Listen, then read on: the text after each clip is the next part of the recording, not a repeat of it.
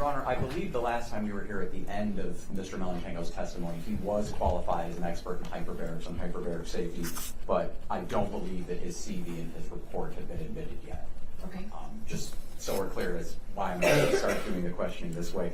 Mr. Melnyczenko, good morning. Good morning. All right. Mr. Melnyczenko, were you a part of a team that investigated the death of Thomas Cooper? I was. Okay. And did you have an opportunity to go to the Oxford Center in February of this year? Yes, I did. Okay. And when you went there, presumably, did you make some observations of the scene? Yes, I did. Okay. Did you also have an opportunity to view the video of the explosion in this case? Yes. All right. Based on your observations at the scene and of the video, did you put together a report? Yes, sir. Okay. And that report was sent to me, is that correct? It was sent to you All right. and to the Troy Police Department. And in your report, did you come up with some conclusions regarding whether or not the Oxford Center was operating in accordance with safety protocol as you understand it? I did. Okay. Your Honor, at this time, I would move for the admission of People's Proposed Exhibit Number 7, which is Mr. Melnyczenko's CV and his report, which obviously has been provided to counsel. Any objections? I have no objection to the CV. I think the report is hearsay. I join in the objection, Your Honor. I join in the objection. I'm okay with that. Okay. Did you want to respond? I guess I'm not quite sure how it's hearsay, Judge, and obviously Mr. Berman's report has already been admitted as well. It's an expert report. They come in. So. Did you want to provide any additional argument on your objection? It's an out-of-court statement written by this witness, offered for the truth of the matter asserted, so it is hearsay. There's no exception to the hearsay rule that I'm aware of for expert reports. Judge, a hearsay statement is a statement other than someone who's testifying, so this wouldn't be hearsay. It's not what the rule says. Any declarant, the witness can be a declarant. So, it is, I don't know how else to say it, Your Honor. It is a statement that was authored out of court by a declarant, whether a witness or otherwise, offered for its truth. That is hearsay. He can testify what his opinions are, but I think the report is hearsay. How would this be any different than Mr. Berman's report then? Well, I'm making an objection to this particular report as to not to Mr. Burns. Why? Yeah. Yes. Because I object to this one as hearsay because I'm invoking the rule. I did not invoke the rules to the other report, but to this one I am. There's no, Judge, there's no rule that says I have to object on a blanket objection. I can have my own individual objection for testimony. Sometimes you can be called out later on that you didn't object, but there's no rule that says, hey, you didn't object last time, therefore you can't object now. If that were the case, we'd have serious problems with their jurisdiction. I'm objecting. It is hearsay for what he relied upon, and that from all the other witnesses and the like, he has to verify all of that. He can't. It's an out-of-court statement going to prove the truth of the document itself. I have no problem with him testifying. We've been through that. I guess I'm not sure I understand when they say he can't verify. This is obviously a report that's been written by this witness. The only thing he relied on is his expertise as well as a review of material that Mr. Berman has already testified to, which Mr. Melnyczenko is not going to be testifying about the rules and regulations of hyperbarics. So I really don't know if I have anything else to add, Judge. Okay. Well, I'm going to overrule the objection as to the three defendants that issued it and allow it to be admitted as evidence. Thank you, Judge. Mr. Melnyczenko, in your work at the Mayo Clinic in hyperbarics, is your work governed by a set of rules or standards? It is. Okay, and what set of rules or standards is that? We use as a baseline or basis for our policies and procedures the NFPA 99 current chapter and various other guidelines and standards that are industry supported. All right, and is there a particular chapter in the NFPA that you rely on? The current chapter is chapter 14. All right. And is that the industry standard for hyperbarics? Absolutely. Mr. Melnyczenko, in your work at the Mayo Clinic, and let me take a step back, in your work at the Mayo Clinic, do you use Class A and Class B chambers, hyperbaric chambers? And Class C and Class D. Oh, I didn't know there were that many, thank you. Are the safety procedures that you use at Mayo different in Class A and Class B? They are. Okay. How are they different? How are the procedures different? Yes, please. Yeah. So primarily in monoplace chambers in America, we use oxygen to pressurize the vessel. Let me stop you for a second. What's a monoplace chamber? Monoplace chamber is a Class B chamber. Thank you. So the main difference is that the risk inside of a Class B chamber is much greater than the risk of the environment of a Class A chamber because of the increased risk of fire in a Class B chamber. Why is there an increased risk of fire in a Class B chamber? Increased oxygen concentrations cause a sparker flame to burn intensely, so it increases the flame spread rate by more than 5 times, and the heat of a fire by more than 1,000 times. And that's based on industry accepted articles that have been written in the safety book that's been referenced during Mr. Berman's testimony as well. The Class A chamber, is that what's called a multiplace chamber? Class A is a multiplace chamber, yes. And is the amount of oxygen going into a multiplace chamber different than a monoplace? Or I should say, is the concentration of oxygen different? The concentration that pressurizes, the oxygen that pressurizes the multiplace chamber is 21%.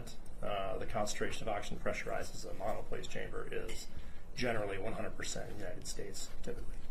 It can be pressurized with, a monoplace chamber can be pressurized with 21% oxygen or air. When you treat patients in a monoplace chamber, in a Class B chamber, do you use grounding straps? Absolutely. Why?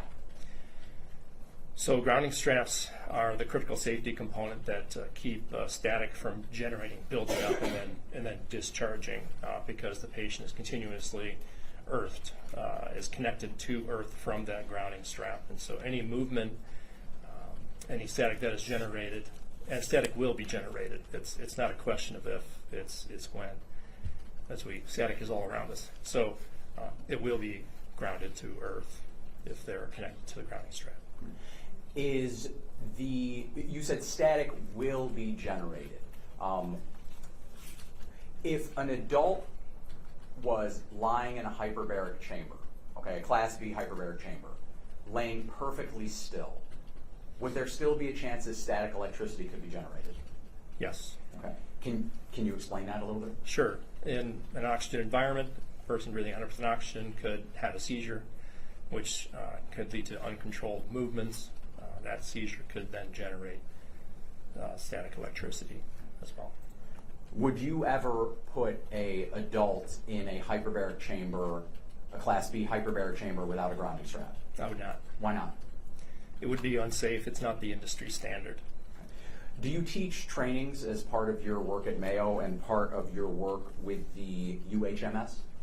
I do. I teach my own staff, of course, and then I have presented at national scientific meetings as well. And do you teach that patients should be grounded in Class B chambers? I do. Okay. And have you been to other trainings as part of your long career in hyperbarics?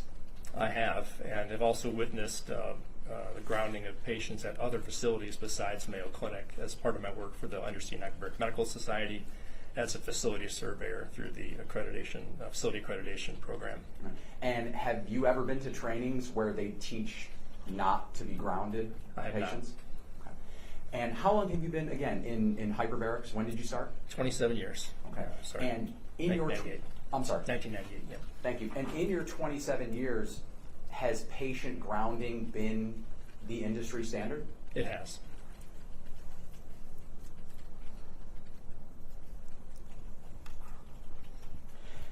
Mr. Melnyczenko, have you ever heard of a child, or anyone for that matter, choking on or being injured by a grounding strap? I have not.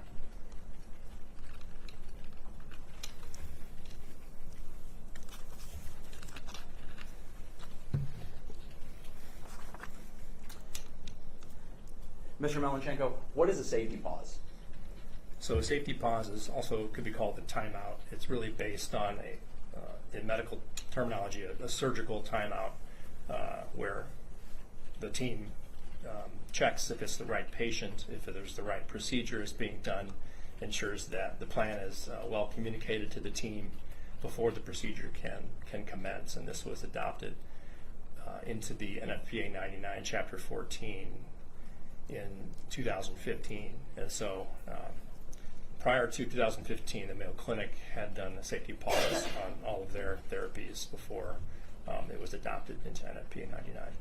You said you want to make sure that the patient is who they say they are and that kind of basic informational check. Is that fair? That's correct. All right.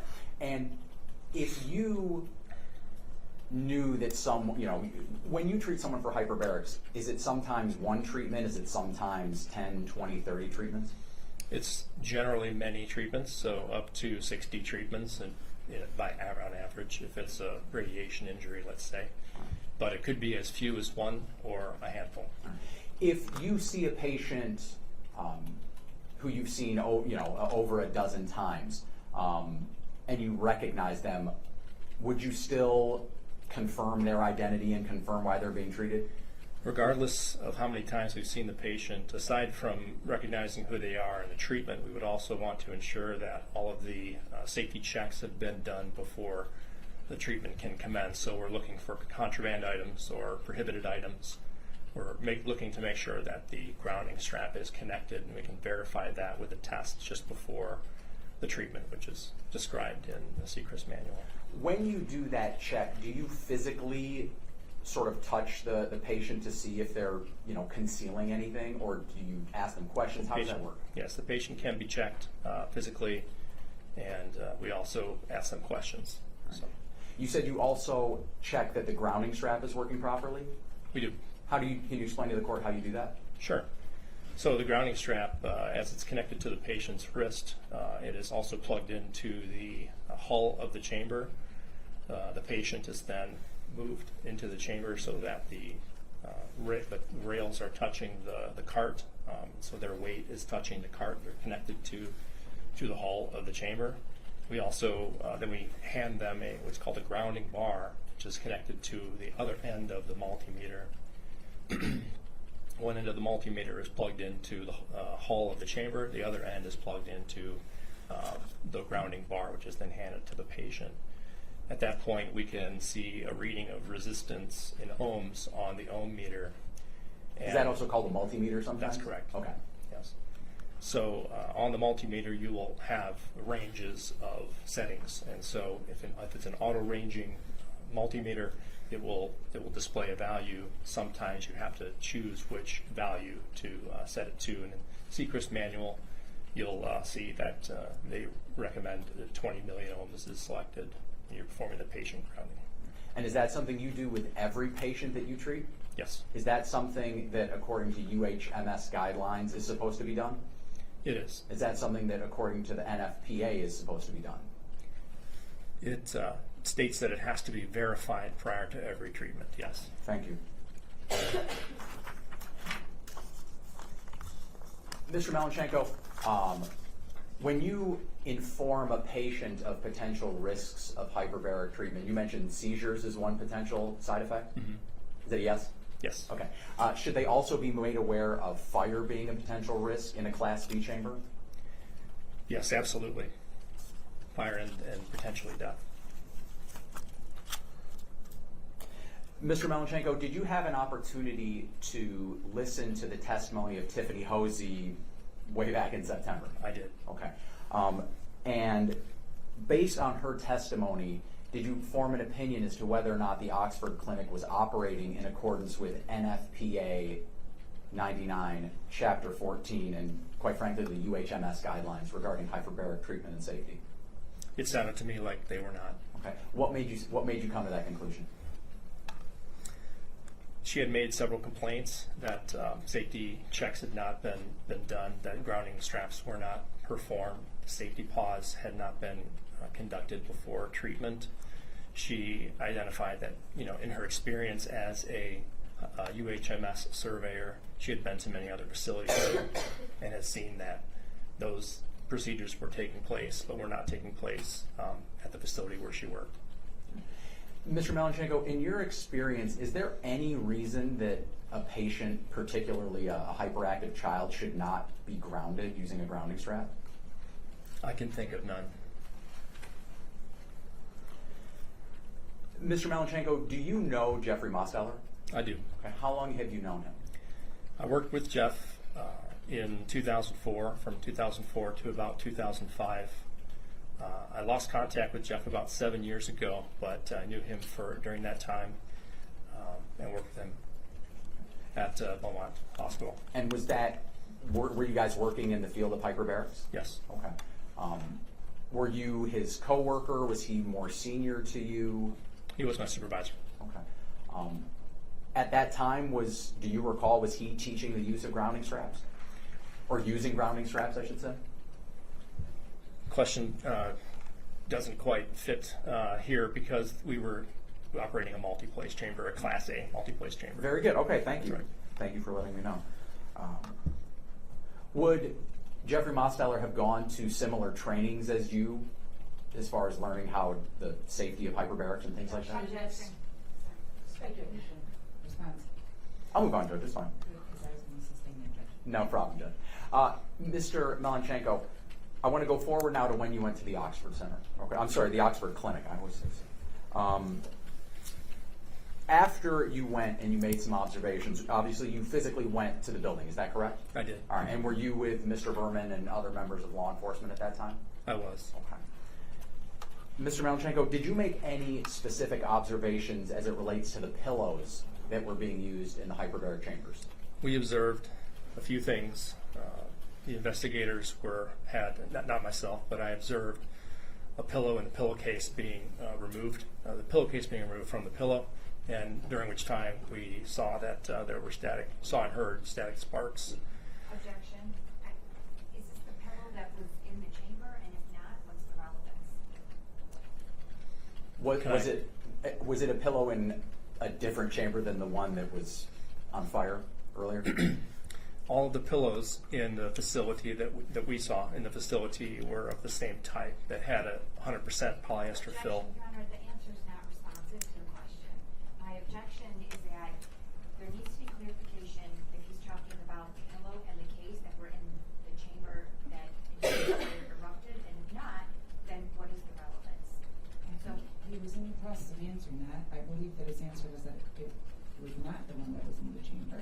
So then I would object on the basis of relevance. All right, but I don't know that his answer was complete at this point for me to make a determination about the relevance. So I'd like for him to answer the question, and then if the objection remains as to relevance, I'll have you reissue it. Go ahead, Mr. So, since the pillow was destroyed in the fire, we did have it, the samples taken of that pillow sent to forensics. Well, let me take a step back for a second. It's okay.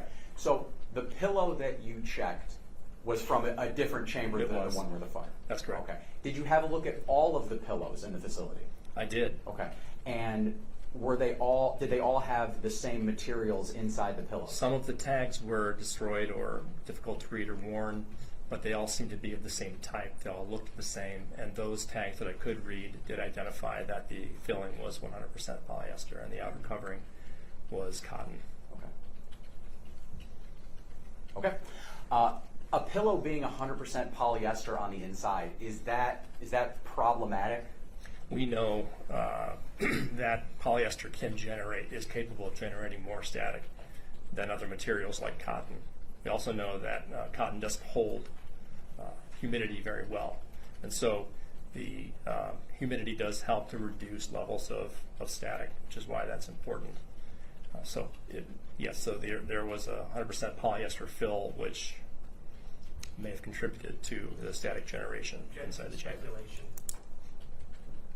Are you in the objection? That's fine, Judge. I'll Just strike the last. Yeah, exactly. Yeah, answer. but I guess, and I'll ask the question again just to make sure. Was the fact that there was a pillow with 100% polyester inside, was that concerning to you? It was concerning to me. Okay.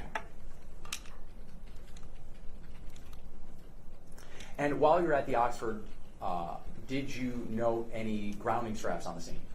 I did see 2 grounding straps in the workroom, which was adjacent to the 3 chambers.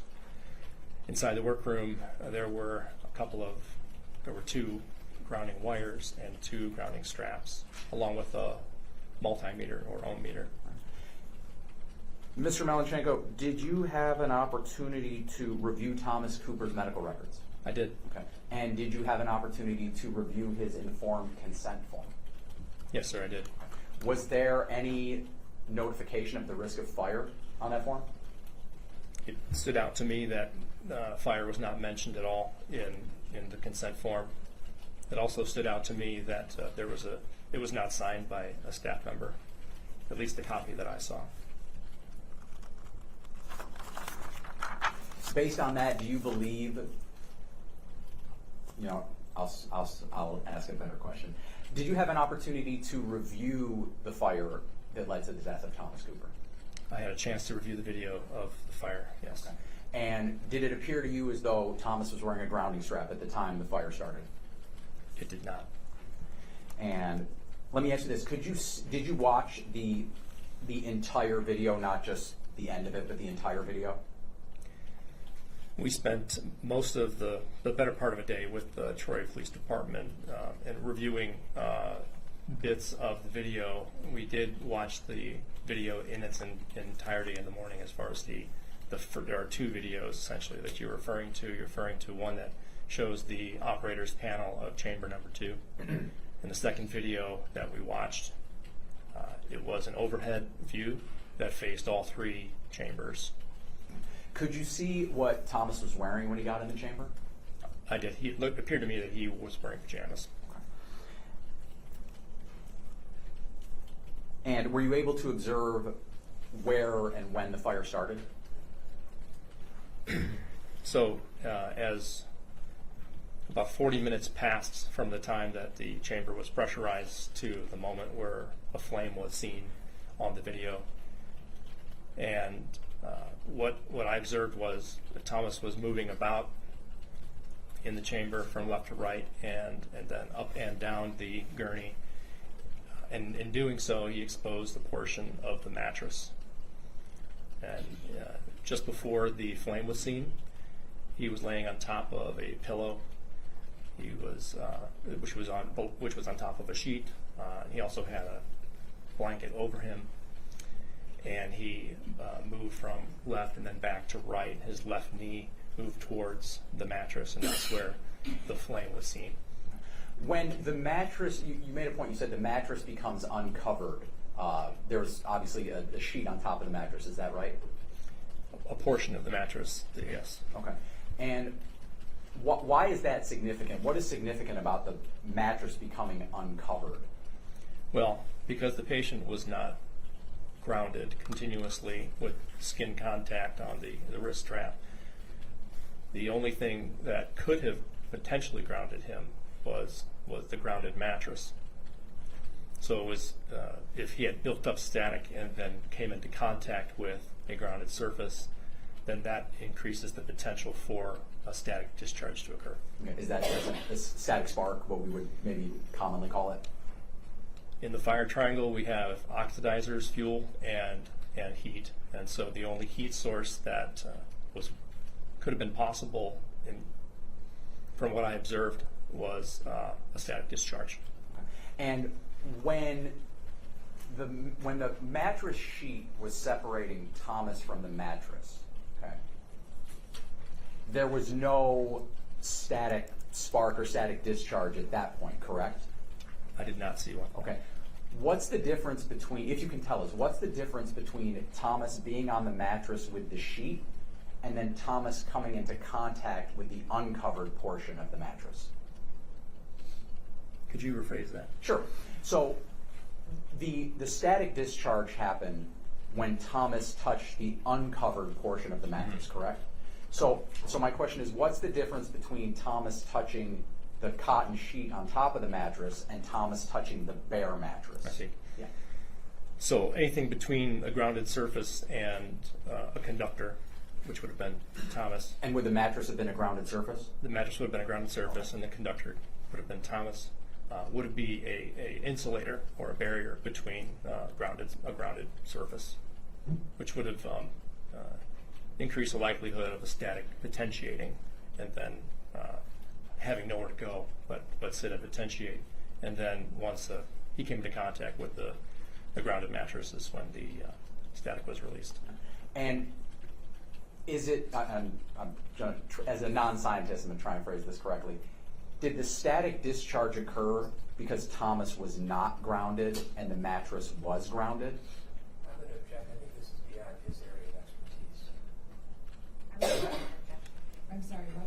I'm sorry, I would join that objection. I would as well, Your Honor. Plus, Judge, you made it pretty clear that this would not be a cumulative witness, which this was all talked about ad nauseum in the department. What is your response? Judge, I think he's qualified to give the answer. He's an expert in hyperbarics and hyperbaric safety. He's taught seminars. He's been to seminars. He's, I think, the director of, and I'm sorry, Judge, he's got a long resume, the director of safety at the UHMS. I think he's qualified to give this answer, in his opinion. All right, so I would decline to sustain the objection based on the fact that it's outside of his expertise. However, we did have some discussions about not wanting to provide cumulative testimony between the two experts, and it is sounding similar to a lot of the testimony that we heard before. So I'm going to allow him to answer this It will be my last question on the topic, Judge. All right, but otherwise I want to make sure that we are not reiterating the exact same questioning that we did with the previous expert. Go ahead. Thank you, Judge. Could you repeat that one more time, please? Sure. Did the static discharge occur because the mattress was grounded, but Thomas was not grounded? So, this is high school science, not necessarily quantum physics, by the way. So, I think anyone who reasonably understands how static is discharged could answer this question, in my opinion. So, matter can neither be created nor destroyed, but it has to move from one high to low, or it is attracted from it's attracted to like particles. So if there is a static buildup around surrounding Thomas, and then a grounded or an area where a pathway for that energy to go, it will be attracted to that pathway. So to answer your question, yes, because the grounded mattress was exposed, and there was a potentially a high energy charge surrounding Thomas. That is where the discharge occurred. That is why the discharge occurred. Thank you. Mr. Melnyczenko, did you have an opportunity to review People's proposed Exhibit 5, which was the Sequest hyperbaric manual that was found on the scene? I did. Okay. And Mr. Melnyczenko, are the user manuals, for lack of a better phrase, are they like updated or upgraded as years go by? Just as the NFPA fire codes are updated to improve safety over time, the manuals are also updated. And of course, Sequest has added new features to their chambers over time as well, so there is the need to update manuals, yes. Okay. And in your report, did you talk about what was present in, let me take a step back. In your report, you reference a Sequest user manual. Is it the Sequest user manual that was found on the scene, or was it a more updated one? It was a more updated one. Okay. Yes. That being said, is the safety language in the updated manual you reviewed, is it the same as what was found or what's present in People's Proposed 5, the 2022 manual? With some slight deviations in where those items were located in portions of the manual, yes, it was the same. Okay, yeah, the page numbers might have moved around Correct. a bit, but the warnings and the requirements, were they still the same in both documents? That's correct. Okay.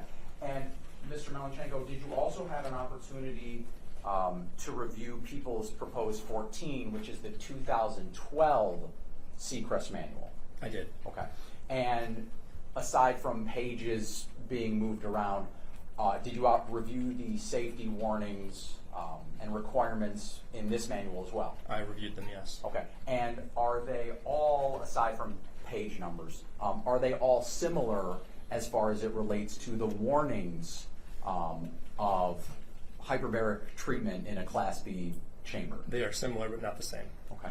Do they warn that hyperbaric treatment in a hyperbaric chamber? You talked about fire burns with more intensity. Are those warnings present in all three manuals? They are. Are the requirements that these chambers be operated in accordance with NFPA 99 in all of these manuals? That is correct. Are there requirements in all the manuals? Judge, I don't know if these have been admitted yet, so I'm assuming this is being offered conditionally to their admission with the Sequest person, but technically those manuals are hearsay until they're admitted. It is, they are being referenced, Judge. Mr., and I can't pronounce his last name, but our Sequest witness who will be here at 1 will be testifying. He'll be laying the foundation for these exhibits. Okay, so at this point, he's just testifying based on his own review, but they're not being admitted at this point, no foundation exists. Correct. It would be conditional, I think that's fair, yes. Thank you. All of those manuals, do they talk about the need for grounding straps to be used? They talk about or reference those grounding straps, yes. Okay. And there's illustrations of grounding straps in all of those manuals. And based on your observation of the video, was the staff at the Oxford Center, were they operating their chambers in accordance with the Sequest manual? Objection. I mean, that's a really wide question. In reference to what? In reference to the safety check, in reference to the bracelet, I mean, can the question be more specific? Sounds like something she could do on cross, Judge. Well, I object, Judge. I don't know what manual is referring to. Is it the 2012 manual? Is it the 2015? There was an upgrade in 2018 as well, which he knows about and has talked about in prior lectures. I thought that his testimony was that these components were contained in all of the manuals. And that's what I was asking about, Judge, all of them. That's not accurate. He said there was a change significant from 2012, not just pagination of where things were labeled in and the like. There was an upgrade of safety procedures that was done specifically in 2018. So I'd like to know what he's referencing specific to what manual. Okay, so I think we're looking for some additional clarification as to if he's going to testify about whether or not the employees of the Oxford Center that he observed from watching the video were following the safety protocols from the manual. Can you ask him to confirm which manual he's referring to? Well, how about I ask it like this, if I can, Judge? Sure. Mr. Melnyczenko, with respect to grounding, with regards to all of the manuals, the most updated one that you've reviewed, the 2022 one and the 2012 one, do all of those manuals contain similar warnings and requirements about grounding? The manuals reference a illustrated picture of grounding with steps that accompany that illustration. And does that include the use of grounding straps? That's correct. Can he finish his Sorry, answer? sorry, Judge, I thought he paused. In all three of the manuals that were referenced this morning, that illustration exists, and there are steps below that illustration. In at least my single view of one single treatment at the Oxford Clinic, I did not see a grounding test, a patient grounding test performed. Okay. And did you see, obviously we've said earlier, and you saw Thomas Cooper was not wearing a grounding strap at all, is that right? That's correct.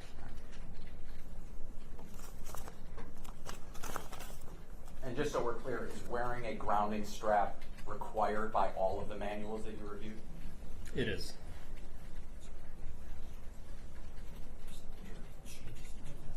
Thank you, Judge. All right. Who's first?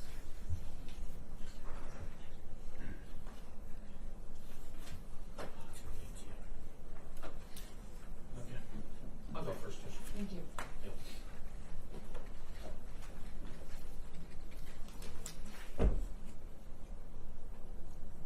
Point of clarification, do you intend to publish the exhibit that was admitted at this time, or are you going to do that later? Oh, no, I'm sorry, Judge, I can. Sorry. We're talking about number 7? Number 7. Yes. Thank you. Thank you.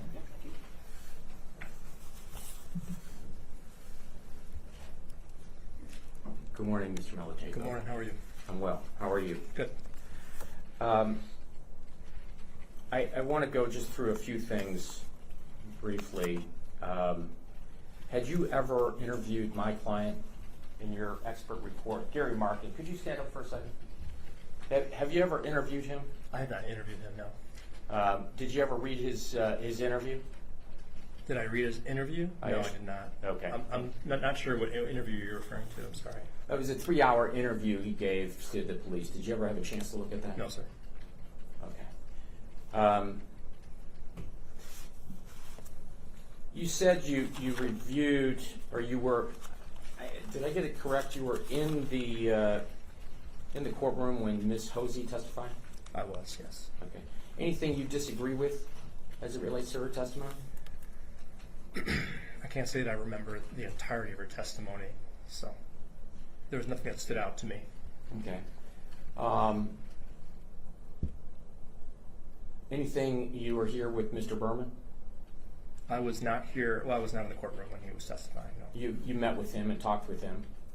I met with when Anytime? I did meet with him following the visit to Troy. Yes, Okay. What about after his testimony? I did visit with him. Yes, And you talked to him about what he testified about? not in great detail. It was more of his experience than the details of what he said. I don't know what that means exactly, but did Meaning- you disagree with anything he had to say? Yeah, just meeting his personal experience of being up on the witness stand and such. I see. But you worked collaboratively together, the two of you, prior to his testimony? Worked in that he is a member of the Hyperbaric Safety Committee of the Undersea Hyperbaric Medical Society, and during our visit to the facility, yes, he was with me there. Yeah, I'm We just did- talking about this case, not in prior. general. In general, yes, we did discuss the case. Anything you disagree with him about with this case? I would say that there's a slight distinction in our report, which you may have read, that identifies that there was contact between the pillowcase and movement by the leg towards the grounding of the grounded mattress. And I believe in his report or in his testimony, he identifies that it was the leg that touches or the knee that touches the mattress. Do you disagree with this? It would be a minor difference in our opinion of what we saw on the video. I see. As it relates to my client, Mr. Marken, you say you don't disagree with Ms. Hosey, correct? Nothing stood out to me, but I don't know what you're setting up here. I'm so- not setting up anything. Okay. I'm just asking you a simple question. Nothing you disagree with as it related to what Is there you- something specific that you would like to ask me? Well, does anything stand out in your mind? I cannot recall the entirety of her testimony, so I hesitate to answer that question. That was something specific. Okay. Nothing stands out in your mind. Judge, I think he's. I just want to make sure. 3 times. Okay, very good. Yes, I agree. Thank you.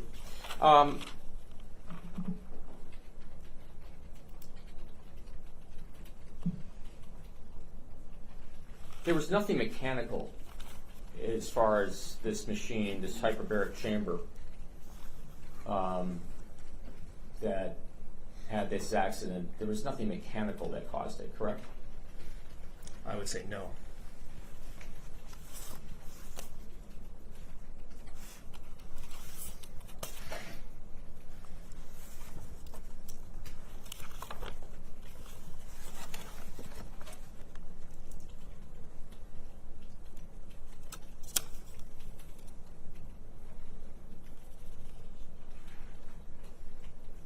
I want to talk to you a little bit about Sequest. This is the manufacturer of this machine. That's correct. And did you inspect Sequest's reports on this machine? I was not given the reports from Seacrest, no. Were you given to him by the prosecution? I guess, Judge, I'm sorry, when Mr. Flood says reports, I'm not sure what he means. How many reports do you have? I think there's only one from Sequest. The material that Sequest had on this specific machine that was put in operation, did you ever review that? You mean the manual? No, not the manual. This particular hyperbaric chamber, did you ever look at the history of this hyperbaric chamber? Well, the history of it. Can you Yeah. just, I'm a little confused. Are you talking about inspection reports? I think you need to be a little bit specific. I'm sorry.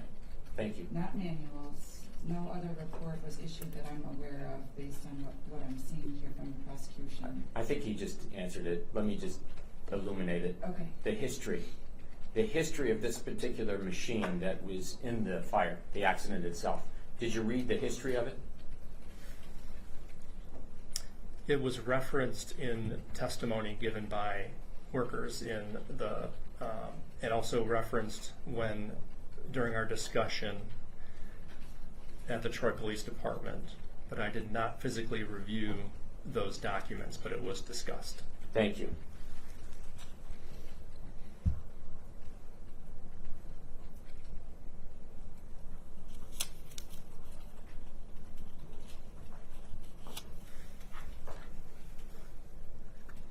Who is in charge, if you, in your operation where you're at in Mayo, who's in charge of making sure a patient is grounded? So we have a leadership team of 3. There's a nurse manager, myself, the safety director, and the medical director of the program. And NFP 99 identifies that the people responsible for the safety program is the safety director and the medical director. I'm getting to your answer. Sorry. No, I just want the judge to hear it. Yeah. So it's the safety director and the medical director. They set the policies and procedures for the program, and that is then we develop those policies and procedures that are then trained, where we train operators and nurses, technicians and nurses, to operate the chamber. So Okay. ultimately, yes, the medical director and safety director are responsible. Those are not people that are in charge of maintenance, correct? We are in charge of maintenance. Yes. No, I'm sorry. Maintenance of a building, like, for example, turning on lights, making sure the lights work. Your janitor, if you will. The janitor's not in charge of it. We are in charge of the maintenance. To answer your question specific to the hyperbaric chamber, we do not have a biomedical engineer or some other maintainer come in. We make sure that the grounding is checked every morning, every time it's used. That's within your job, your facility, correct? Anyone who operates the chamber in our facility, yes. Okay. Did you ever go out to the Brighton post or the South Lyon post? No, sir. Did you ever inspect any of those machines or have any reports of those machines? I've seen pictures, From the Brighton report? not from the report, but I've seen pictures of the facility from advertisements and pictures from documents that were given to me, shown to me at the during our discussion prior to visiting the facility. For example, there was an introductory course with a photo on the front of it that was from the Brighton facility. Several chambers were shown, I see. more than 3. Just briefly, as it relates to, you said there was upgrades in the manual for the hyperbaric chamber, correct? As far as safety and There have been several, yes. and as time goes on, if you're operating those machines, the hyperbaric chamber for the court, you go through the manual, you go through the training, correct? It's the user's responsibility to be updated on the proper manual to be referred to, especially when there are upgrades that take place to the chamber itself. To the chamber itself. I see. And that's how many? Well, let me ask this: how many times had it been updated from 2018 to January of 25, the date of this incident? That's an excellent question. I would only venture a guess. That's all I could do. Well, how often is it updated over your course of your experience of 27 years? There have been at least 18 revisions as far as I know. I don't know when version number 1 came out. I can tell you that. So I'm not sure of the time frame. I see. Do you know when the last update was from 2025 It was to July of this year. prior to I was going to go to prior to the incident, January of 25.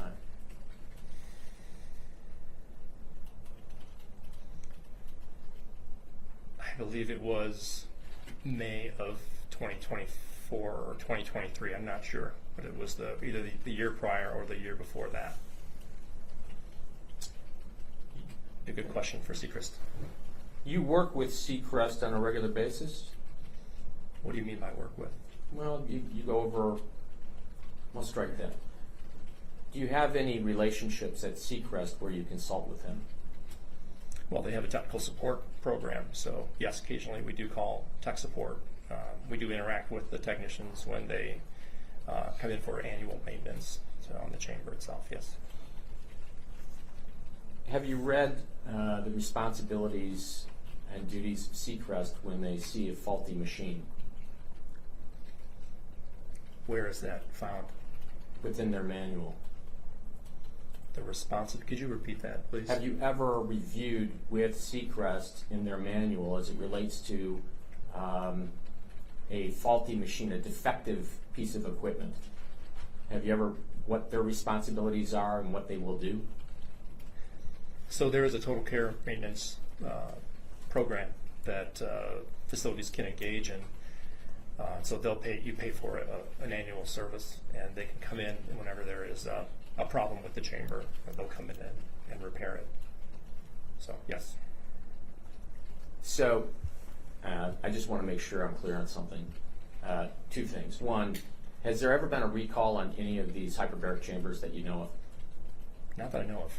Not that you know of. No. Have you ever have a notice from Seacrest as it relates to a hyperbaric chamber that has had an issue that needs to be corrected? There have been bulletins. Yes. Yes, there have been bulletins. So occasionally upon, as I said before, there were upgrades. During the annual maintenance, the Seacrest technician will come in and employ those upgrades or add those upgrades to the chamber. Okay. So, yes. And there's bulletins that are put out to people that own these pieces of equipment, correct? There are bulletins, yes. Okay. And just so I'm clear and you can tell this honorable court, this accident, you consider it an accident, don't you? I consider it an incident, a preventable incident. Well, you read the fire marshal's report, have you not? I have not. Oh, okay. You're not gonna, well, strike that. This was not a mechanical failure. I just want to make sure that I'm on the same page with you. You can tell that to the court, correct? I do not believe this to be a mechanical failure, no. Thank you. I have another question.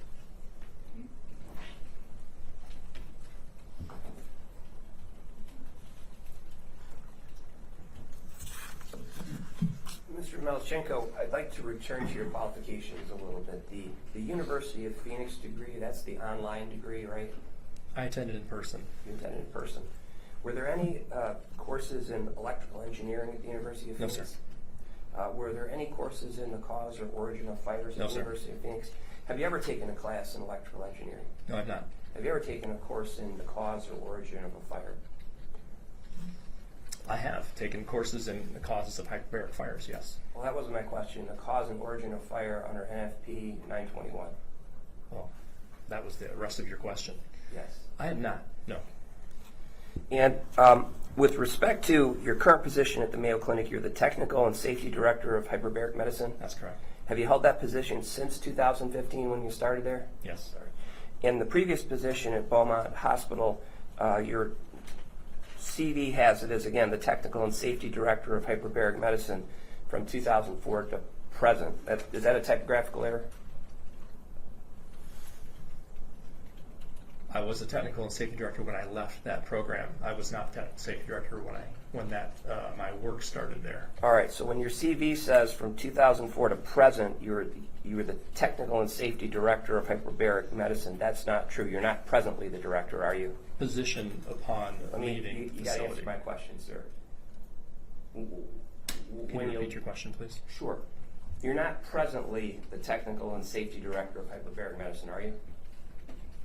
At Mayo Clinic, yes, I am.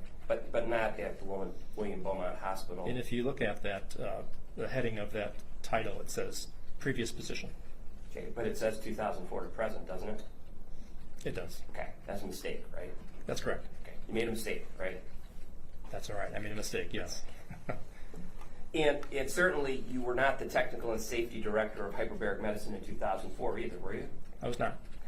And that previous position doesn't list any of your other positions at William Beaumont Hospital. It just says technical and safety director, right? That was my position upon leaving the facility, yes. Yeah, but it doesn't say upon leaving. It just says technical and safety director, right? Yes. What were you when you started at William Beaumont Hospital in 2004? I was the junior hyperbaric technologist. How many were there? There were 3 of us in total, 3 certified hyperbaric technologists to begin that program. Were you certified the day you started at William Beaumont Hospital? I had gone through the training, but I was not yet certified. All right. How long after starting at William Beaumont Hospital were you certified? Within months. How many months?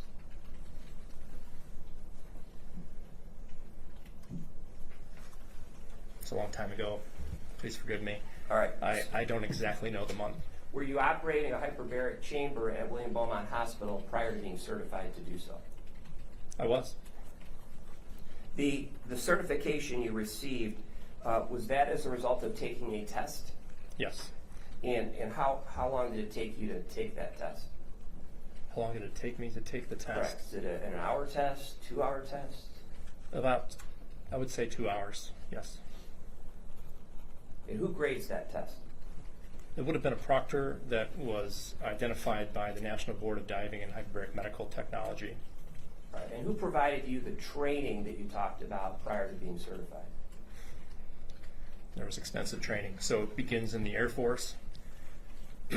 As an aerospace physiologist, my duties included operation of hypobaric and hyperbaric chambers and the inspection and maintenance of full pressure suits for the U-2 reconnaissance program. Did you receive any training at Beaumont Hospital? There was a course, yes. I also, let's back up, after my training in the Hold Air on. Force. I'm asking if my question was Beaumont Hospital. Did you get any training at Beaumont Hospital? I did receive training at Beaumont Hospital, yes. And who was your trainer? It would have been Jeff. Yeah. Him, the guy That's Corey? right.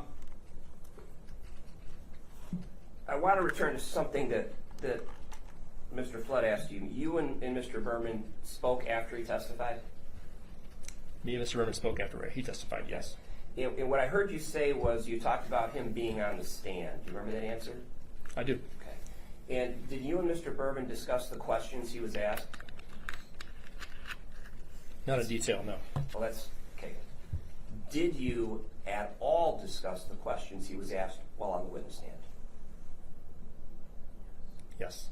Did you discuss any of the answers he gave? No.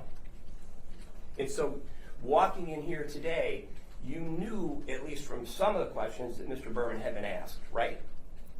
It has been made public at this point, so yes, it is public record. Okay. But So the answer is yes. Okay, so you knew what Mr. Berman had been asked, right? Yes, that's true.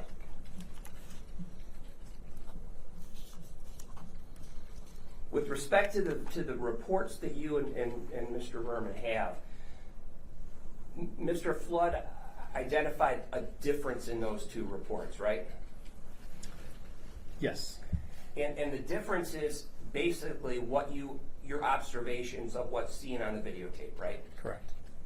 So it's fair to say, with respect to that one difference, you and Mr. Berman saw something differently with respect to the video, right?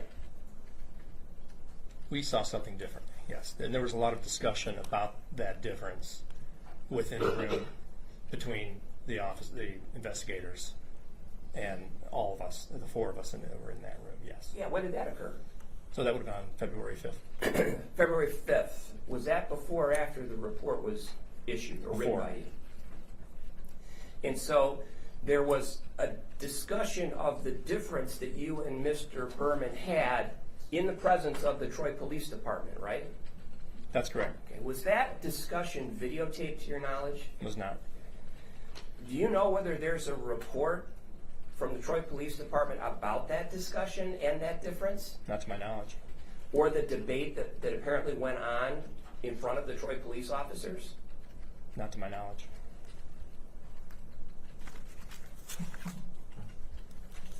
And this was a lengthy discussion, was it not? Several hours, I think your testimony was?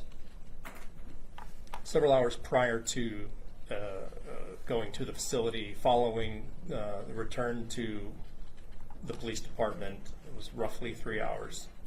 All right, and when you went to the Troy facility, the fire department went with you, right? Excuse me. Yes, The fire department opened the door to the facility so They did. you could go in, is that right? they did. Did they accompany you inside? There was a representative of the fire department there, yes. Inside the entire time? Honestly, I was very fixated on what was going on. I don't know if someone had left.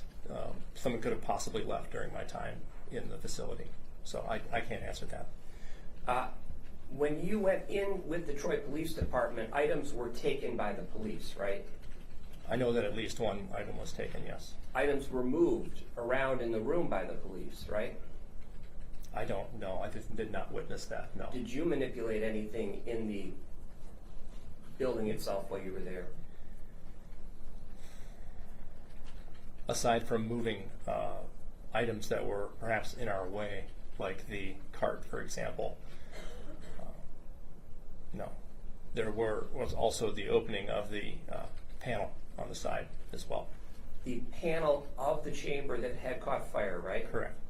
Did anyone from the fire department object to the manipulation of the scene while you were present? Not that I'm aware of. Was there any discussion prior to going to the Troy facility with the fire department about manipulating the scene? They asked us if there was something that stood out. We should point it out. All right. But did the fire department tell you? Not specifically, no.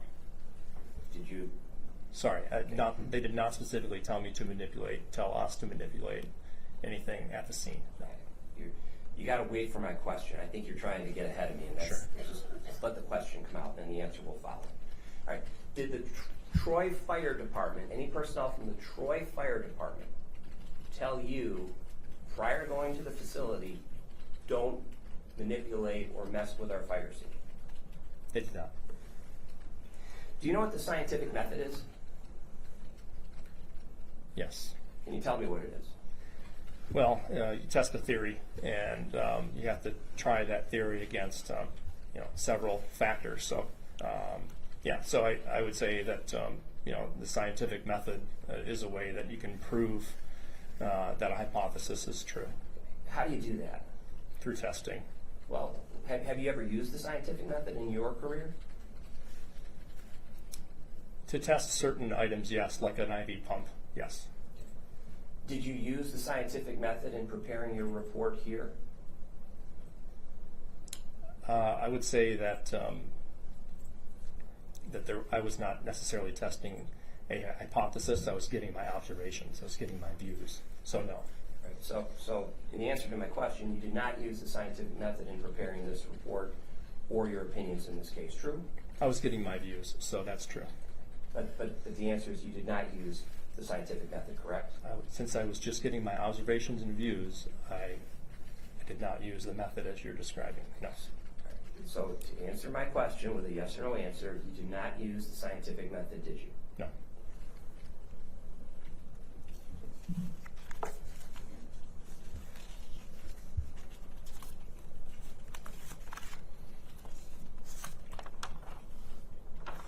Between you and Mr. Berman, who's more knowledgeable with respect to hyperbarics? There's no question Mr. Berman has lead on me as far as experience and knowledge is concerned. With respect to the Mayo Clinic, what type of hyperbaric chambers do you guys use? We use multi-place Class A chamber, monoplace Class B chamber, and we have an animal chamber as well, Class C chamber. Is there any form of humidity controls for any of those that you use? No, not necessarily. Well, what's not necessarily mean? It's either Well, yes or no. Because there are times when dry conditions would cause us to perhaps put more water inside the chamber, say in a water in a cup. So we've also moistened a towel under very dry. It's very dry in Minnesota, much drier than it is here in Michigan. So under certain conditions, yes, we do add humidity to the room. Is that a Sequest recommendation or is that a Mayo recommendation? It is something that has been published in book chapters. It's been talked about in the static electricity chapter, and so it is a recommendation by the industry, yes. Is it in the Sequest manual to No. add humidity to their chambers? No, it's a user's choice.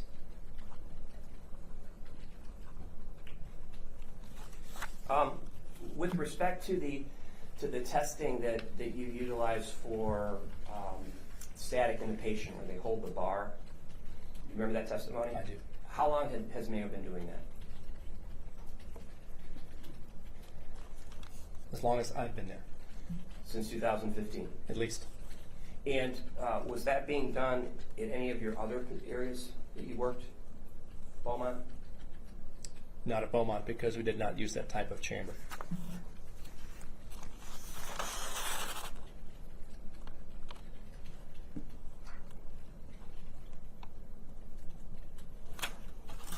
I just have a moment. Okay.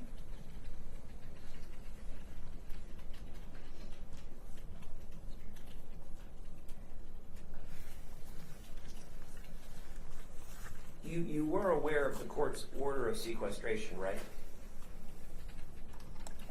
Could you explain what that means, please? Sure, that you weren't supposed to talk to Mr. Berman about his testimony?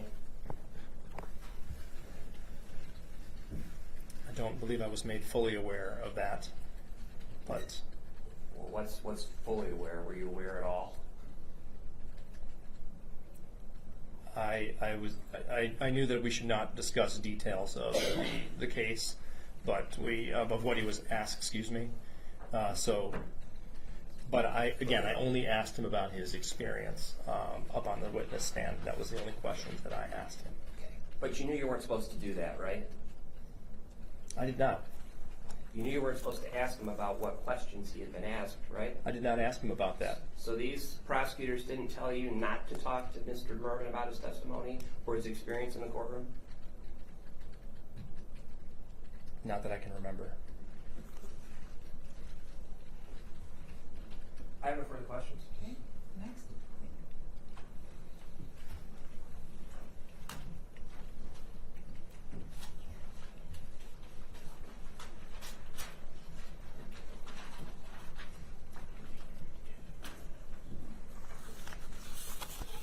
Then can I just have a brief moment with co-counsel?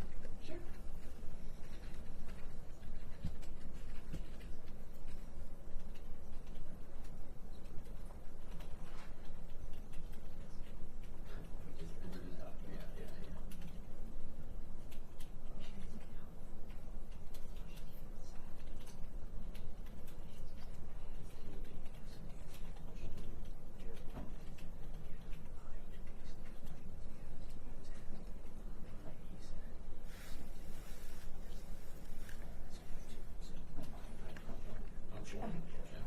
Your Honor, given the witness's testimony under cross-examination from Mr. Gleason, where he unambiguously testified that he was made aware of the questions that were asked to Mr. Berman, and I believe that when Mr. Flood was questioning him on cross-examination, he testified to knowing some of the substance of the testimony. I think there's no question that the sequestration order was violated in this case, and I move that all of his testimony be stricken due to the violation of the sequestration order. I agree, Your Honor. I would join that, Your Honor. I join in that motion. Okay, people? Well, Judge, first of all, it sounds like, from what Mr. Melnyczenko said, that And can we just have a moment at this point? If you're going to make this argument, does it matter that the witness is going to stay in the stand for right now? Does that matter? I don't think so, because I'm simply referencing the testimony that he's already given in which he's admitted to these things. That's fine. I just Sure. want to make sure that that was not going to Well- be anyone's intention that you asked him to be. I asked, actually, Your Honor, that he be put in the hallway when Mr. Tussle was making his points in his argument for what he just testified, what he's going to summarize the testimony was. So I'd ask that he be sequestered at this point for the argument. that's fine, Judge. It's just to the point, Mr. Berman also violated the sequestration order by sharing the information. So both of these, I think, witnesses are in jeopardy here because of a violation of the order. So, Can I ask you to just step down from the witness stand for a moment, and then I'll have the prosecutor escort you out to the hallway. He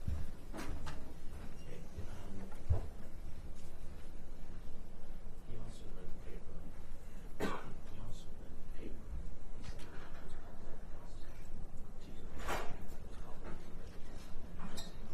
Just We join in the additional motion made by Mr. Peterson.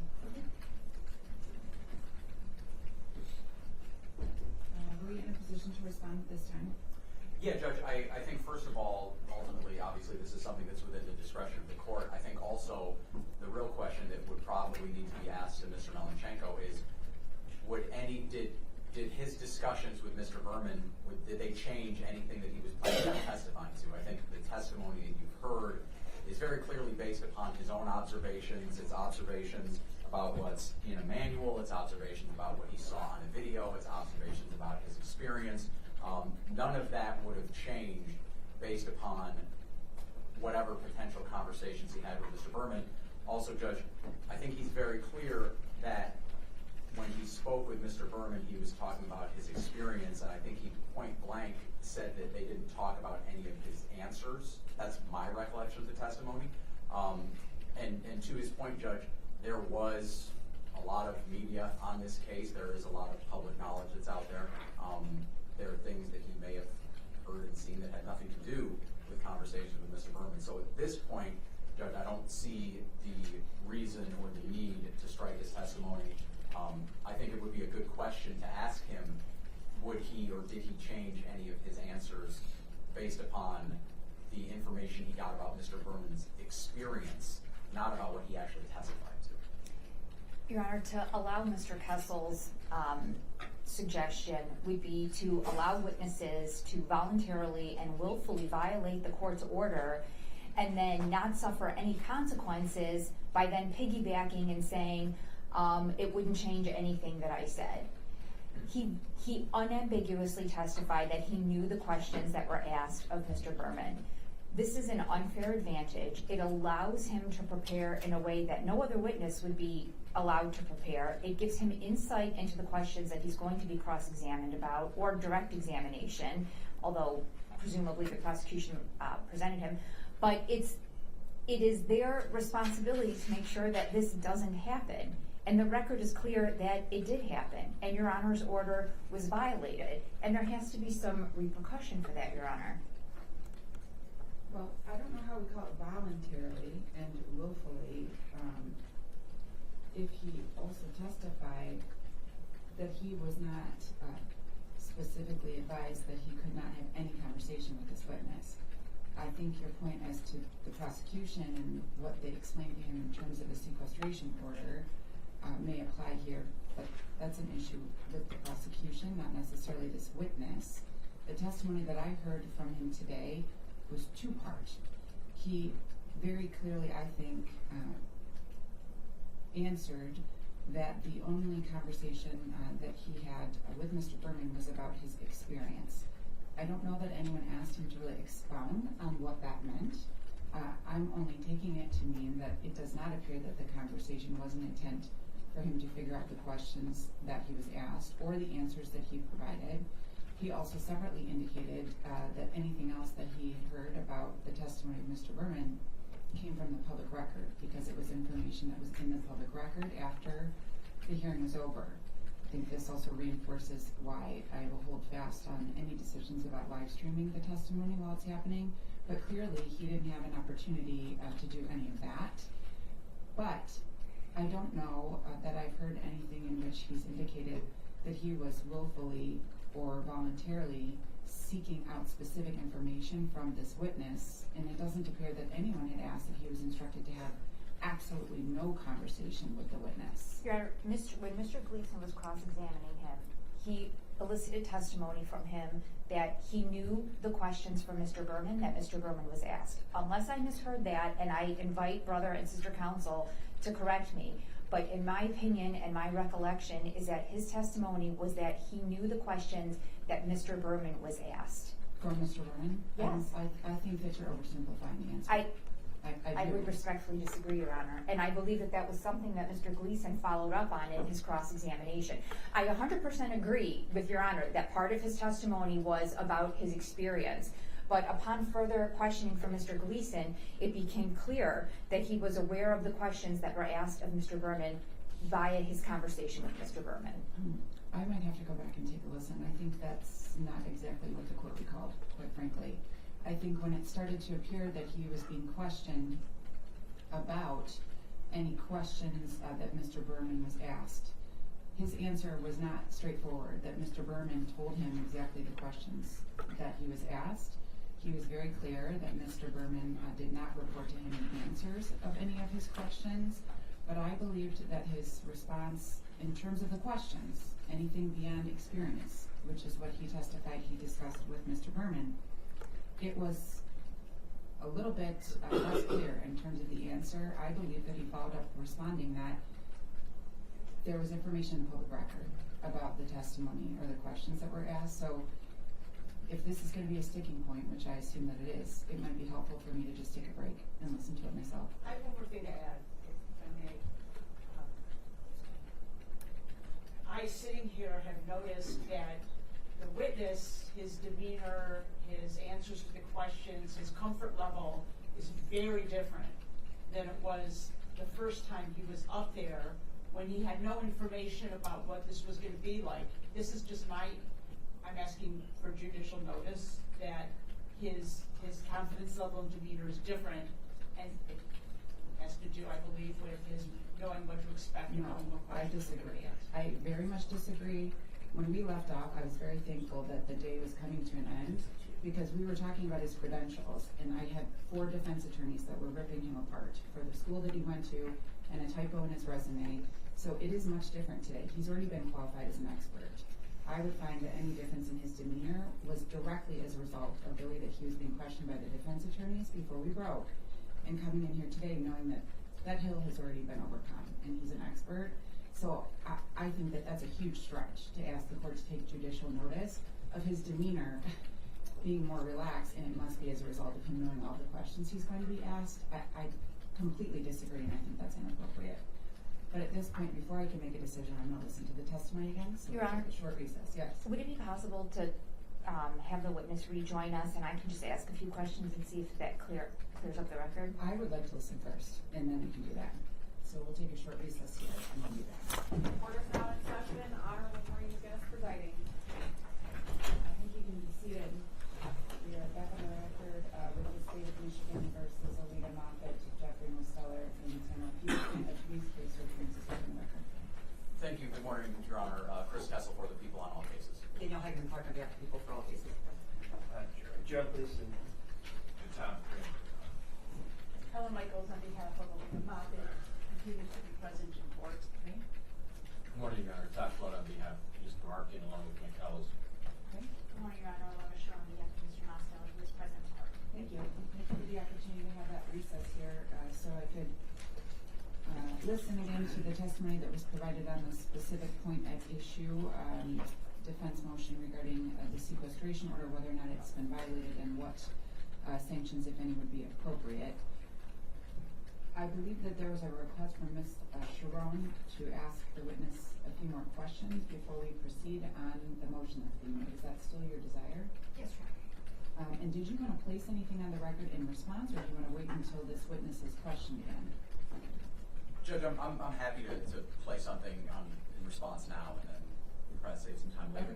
Judge, I note that, and Your Honor, I'm citing, where to go, People v. I'm going to just spell it Meconi. Yes. That's 227 Mich. Ave. It sounds like Judge, you may already be familiar with it. Yes. 227 Mich. Ave. 651, which says that excluding a witness's testimony for violating a sequestration order is, quote, an extreme remedy that should be used sparingly. Judge, in this case, what we have is a witness who prepared a report that has already been submitted to counsel. He has testified consistent with that report. He actually has also acknowledged that there was a difference of opinion regarding one specific finding in the report that Mr. Gleason was able to discuss with him. There is nothing that suggests that there has been any collusion. There's nothing that suggests that Mr. Melnyczenko has been dishonest, and there's nothing that makes him less credible because, according to him, he spoke with Mr. Berman about his experiences, Judge, and that's really the point of the sequestration order, is to deal with those three things: to prevent collusion, to promote honesty, and to assess credibility. And at this point, Judge, there is nothing that Mr. Melnyczenko has said, either on direct or cross, that would call into question any of those things. In fact, as I was up there, you could hear counsel talking, and they've objected before, that some of this was cumulative.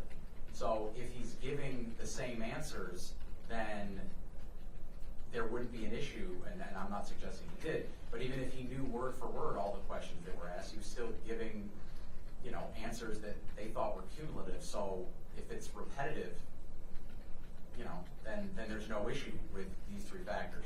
So, Judge, I know Mr. Roll's going to ask questions. I don't think there's any reason to strike his testimony. I don't believe anything he has said would call into question any of those three things. And there certainly hasn't been something that would call for, as McConey, let's call it, that requires an extreme remedy of both him and Mr. Berman's testimony being struck. But I will happily go get Mr. Melnyczenko now. And just to be clear, your position is that the testimony that we've heard from this witness, Mr. Melnyczenko, so far, it is consistent with what's contained in the report that was admitted as people side, correct? Yes, Judge, and obviously none of the defense counsel has, other than the typo that was in his resume, no one's called into question the conclusions of his report as compared to what he's testifying to. Okay. And it was also testified to by this witness that these two experts that the people have called, they worked in conjunction with each other, visiting the site together, discussing the observations that were made during the site visit, and had discussions in terms of their own background and experience prior to both of them issuing their reports, correct? Yes, Judge, and that's also laid out in the investigators' reports that have been provided to counsel as well. So that's not an unknown thing. Okay.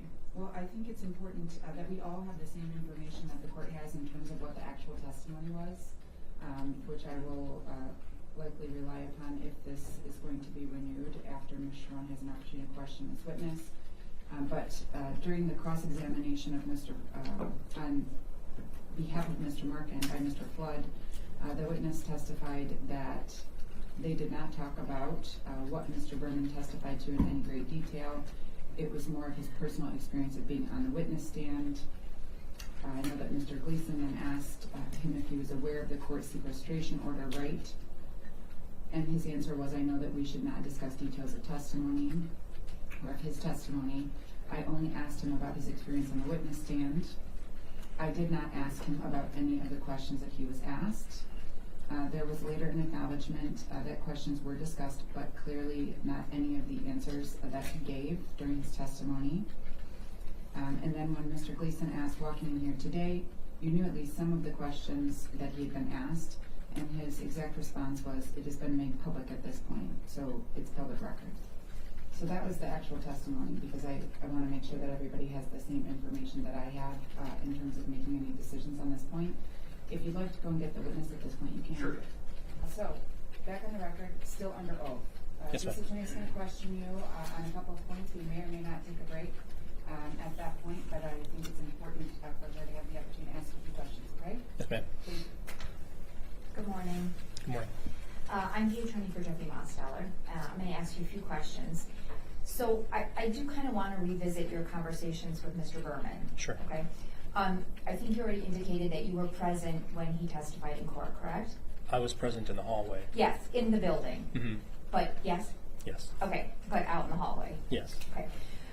Do you recall if a break was taken for lunch in the middle of Mr. Berman's testimony? I do. Okay. Did you and Mr. Berman leave the building together? We did. Did you leave in the same automobile? We did. Did you have lunch together? Yes, we did. Is your testimony today that during that lunch that you had with Mr. Berman in the middle of his testimony that you did not discuss any of his testimony? I did not discuss any of the questions he was asked or his answers. Is that the same as you saying that you didn't discuss his testimony? I did not discuss his testimony. Okay. But you agree that you testified earlier that you knew the questions that he was asked? That I knew the questions that he was asked? Yes. I learned of his questions only after that was released to the media. So that would have been following his testimony. And the substance of his testimony? Only after the September portion of the hearing had commenced. And did you learn that from Mr. Berman? No. Did you ever ask Mr. Berman why he testified in certain ways? No. Your Honor, just a moment. Yes.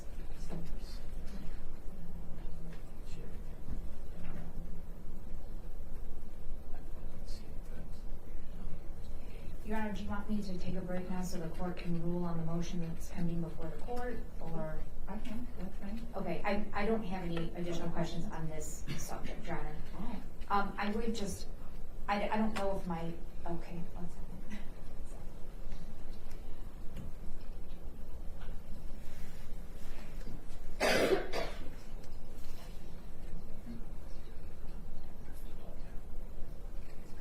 Your Honor, I do just want to respond very briefly, if that's okay, to the case that was cited by Mr. Kessel. Do you want to do that now, or do you want me to have the witness step down? Oh, that's fine, Your Honor. All right.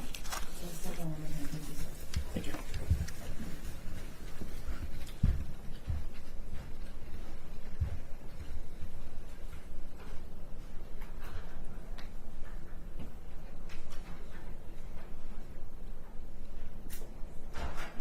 All right, Ms. Schwan. Thank you, Your Honor. I know Mr. Kessler cited the case. I haven't had a chance to look at it because he just placed it on the record. I guess I would want to know. Can't hear you. Oh, I'm sorry. That's okay, sorry. I thought I was being efficient by going back to my seat. I haven't had a chance to take a look at the case that was just cited by Mr. Kessel. It appears that Your Honor seemed familiar with it. I guess I would simply ask the court to be mindful if in that case it was addressing the suppression of a witness's testimony at trial versus at a preliminary exam. I do think there's a distinction. I think there's a distinction in the proceedings, but you know, it's the responsibility of the prosecutor to warn their witnesses that they shouldn't become aware of testimony that has happened prior to their own testimony being tendered. I do think it's appropriate for the court to strike it, and I guess I wonder out loud if that case is factually analogous to what's happened here, if we're talking about the suppression of testimony at a trial versus that at a preliminary exam, Your Honor. That's all. Okay. And I believe that Mr. Flood and Mr. Gleason were both able to cross-examine him, and then we would have had the other two defendants that still needed to cross-examine him. I don't have any idea. Do you have any idea of what questions you were prepared to ask this witness? I just am trying to maximize short brief seconds of the time that we have together. I mean, I'm obviously prepared to cross him. I don't know until what time the court is intended to go today. I think it's fair to say my cross is probably going to be around 30 minutes. It could be less, you know, so it's fluid, so. And were you planning on cross-examining this witness? Yes, I would say 15 to 20. I guess, Judge, maybe we could do Miss Michaels now. I mean, luckily, Mr. Melnyczenko is not leaving until later tomorrow or in the afternoon. Okay. But the more we can get through, the better, I think, if that's okay with the court. All right. Does it make a difference if I require Ms. Michaels to question him first? Doesn't make a difference. Okay. It doesn't make a difference. Not to me. Are we It's fine. all able to at least spend another 15? I can pivot and focus. We've got to come back tomorrow, so if we're not done, you're not done. But I just am refusing to give up on any time that we have left here. Will we still have him? I'm fine. If there's anything I miss, I'll connect with her and she can follow up tomorrow. Okay. So, are we ready? Yes, Judge, ready. Thank you.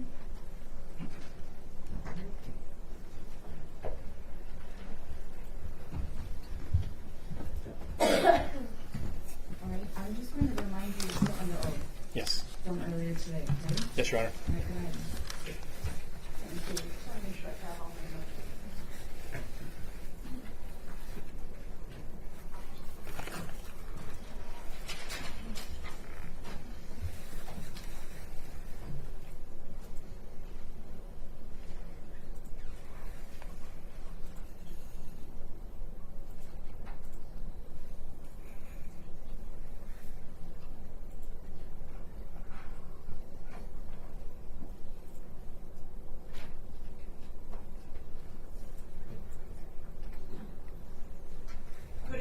sir. afternoon.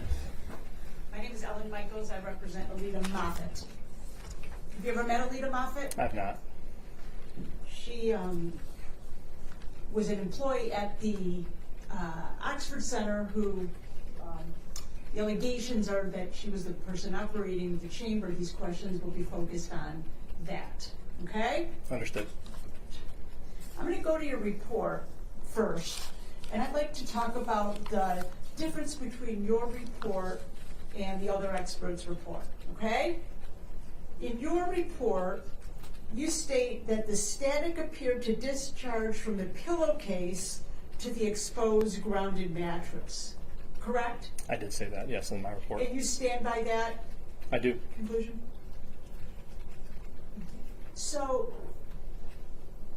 I have some questions that will assist me in understanding, and I hope get clarity for everybody. That's our hope here. So, if the spark, or if the discharge came from the pillowcase,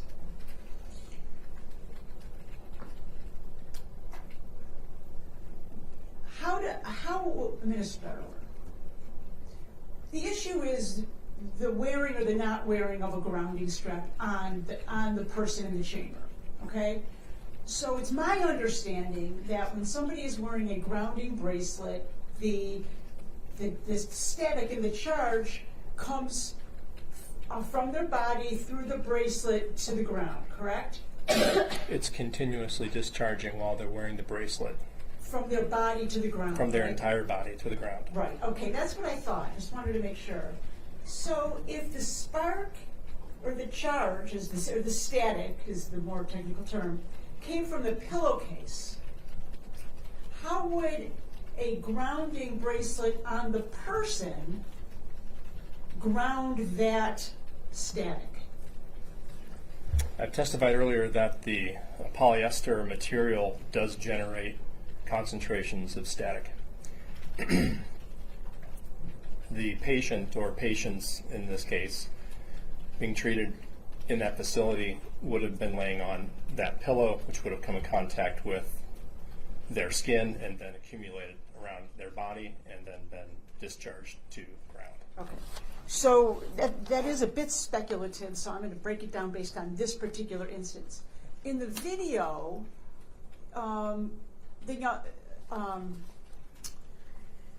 the patient was sitting up and moving around, correct? That's correct. His head was not on the pillow, right? At the time, no. Correct. So the static came from the pillow, not from his body. So Thomas was moving quite a bit, and the pillow would have acted like a sink. It would have collected the static and then discharged. Right, so the static is now collecting in this sink called the pillow, right? And surrounding Thomas because he's touching it. But at the time that the static created the spark, he wasn't touching it. He was. He was sitting on it. On the pillow. He was. So if the video shows this spark coming off of the pillow,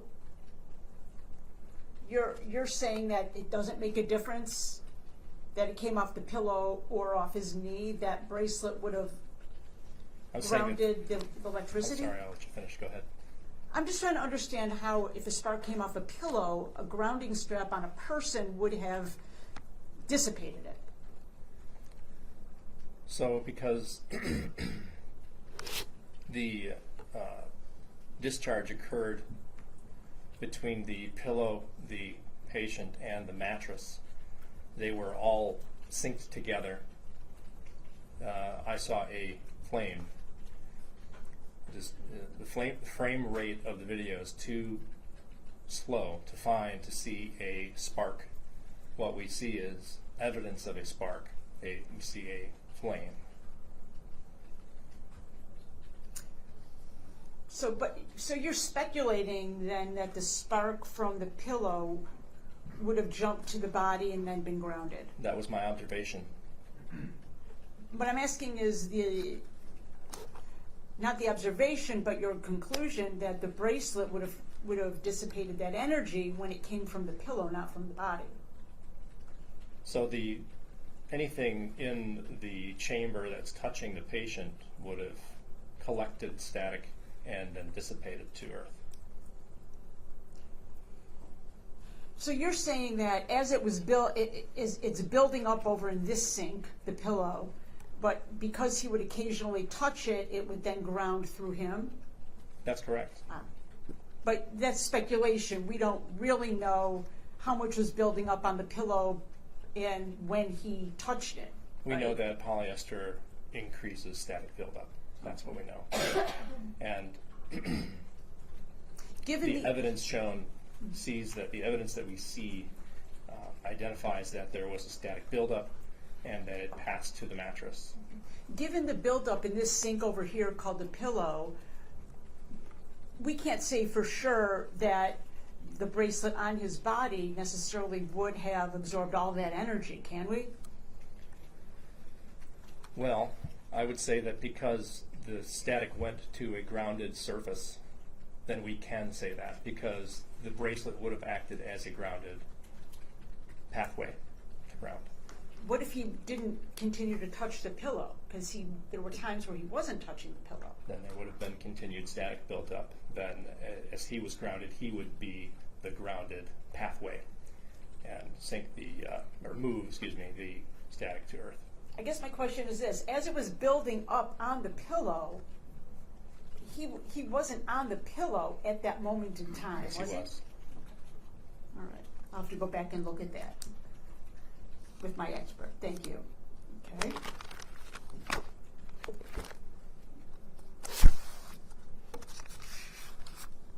Do you know what Thomas Fox? I don't know the name. I've only heard him in speaking to Mr. Kessel during the hearing last month. So when you were present on site back in February of 2025, there were other experts present besides you and the other expert who testified, right? I'm not aware of any other experts. Were you aware that Mr. Fox was present at the scene? No. You didn't have any conversations with him? No? No You didn't see a log conversations. of anybody else who was present at that time? I have never heard of his name since November. Are you familiar with the IHMA? I'm familiar that it exists, yes. What does that stand for? International Hyperbaric Medical Association, I believe. Do you know what they are or what they do? I'm not affiliated with them, so I do not. They're another organization like your UMHS, correct? UHMS. UHMS. Sorry. They're an organization just like UHMS is an organization, correct? My understanding is that they are an organization that speaks to hyperbaric treatments, but they do not, in my view, have the bandwidth or the capture that the UHMS does. The UHMS is an international organization. They have a widespread facility accreditation program that spans the globe. Do you think they're lesser than UHMS? Like less trustworthy? It's not for me to judge. What's your opinion of them? I don't have an opinion of them. I don't know very much about them. But they are another organization in your field, correct? Since I don't know much about them, I'll take your word I'll for move it. on. Okay. When you were at the scene in February, when you did your initial investigation, were there Sequest employees there at the time? There were not.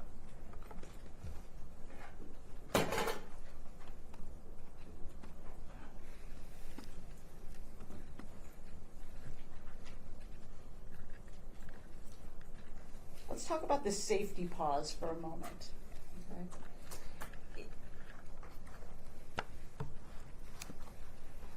Earlier, you were asked by, I believe, Mr. Flood if you adopted Tiffany Hosey's testimony is accurate. Do you remember that? I read her deposition and was here for her testimony last time. Yes. When you say accepted, excuse me, I'm sorry, can you clarify that? I'm gonna move on.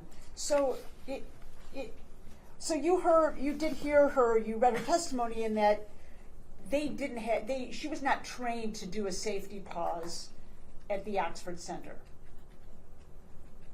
I don't recall that being part of her testimony. Do you have any knowledge as to whether or not the safety pause was part of protocols at the Oxford Center? It was told to me during discussion with the Troy Police Department that it was not part of their protocols. Objection, Hearsay. hearsay. And foundation, I mean, but mostly hearsay. And also, if we could please differentiate between Troy and Brighton, Okay, because Tiffany was from Brighton. that's correct. Okay, I'll be more specific. Hold on a second here. Is anyone gonna respond to the objection that was over here, or are we just agreeing that we're just gonna strike the statement? Judge, I leave it to the court's discretion. I mean, Okay, so it was your thing. Yeah, So. okay. Yeah, I know, right? It's not my response, it's more of Ms. Michael's response. Okay, so I'm gonna sustain the objection that appears to be unopposed and strike the comment that was made here about what was told to him. And just going forward, if there are additional questions, we'll make sure that we know that he's telling us about Brighton and Troy. I'm going to ask you specific about the Troy Center.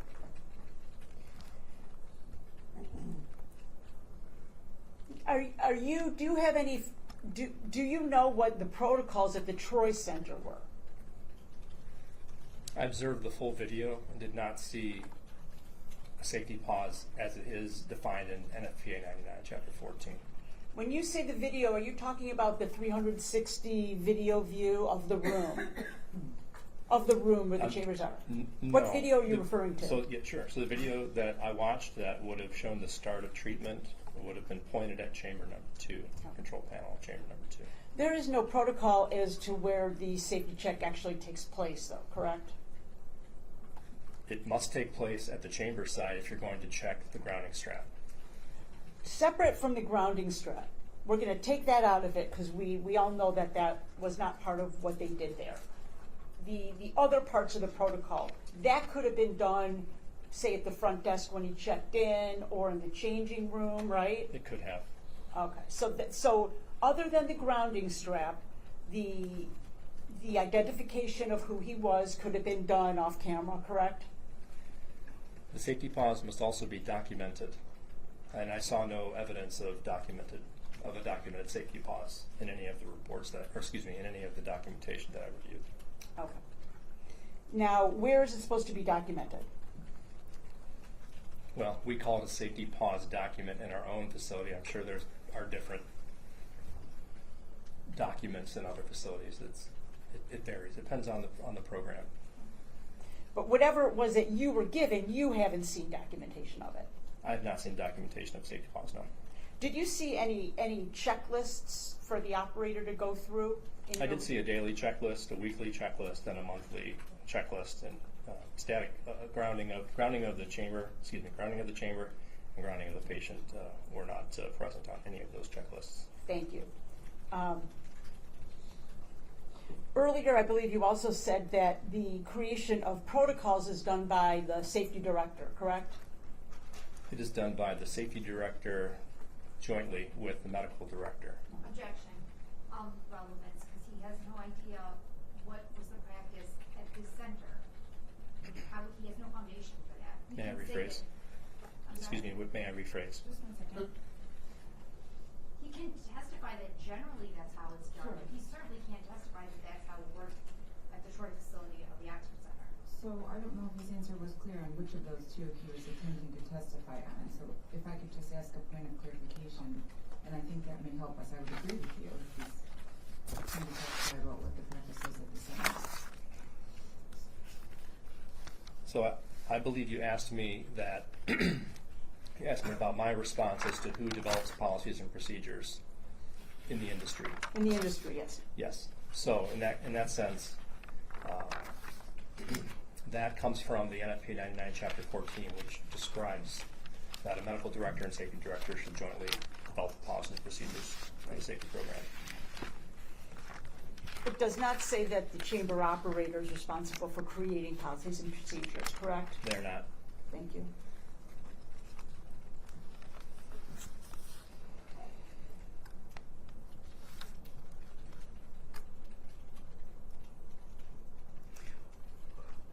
the safety pause is, one of the reasons a safety pause is important is to see if any foreign objects are being brought into a chamber, correct? Prohibited items, yes.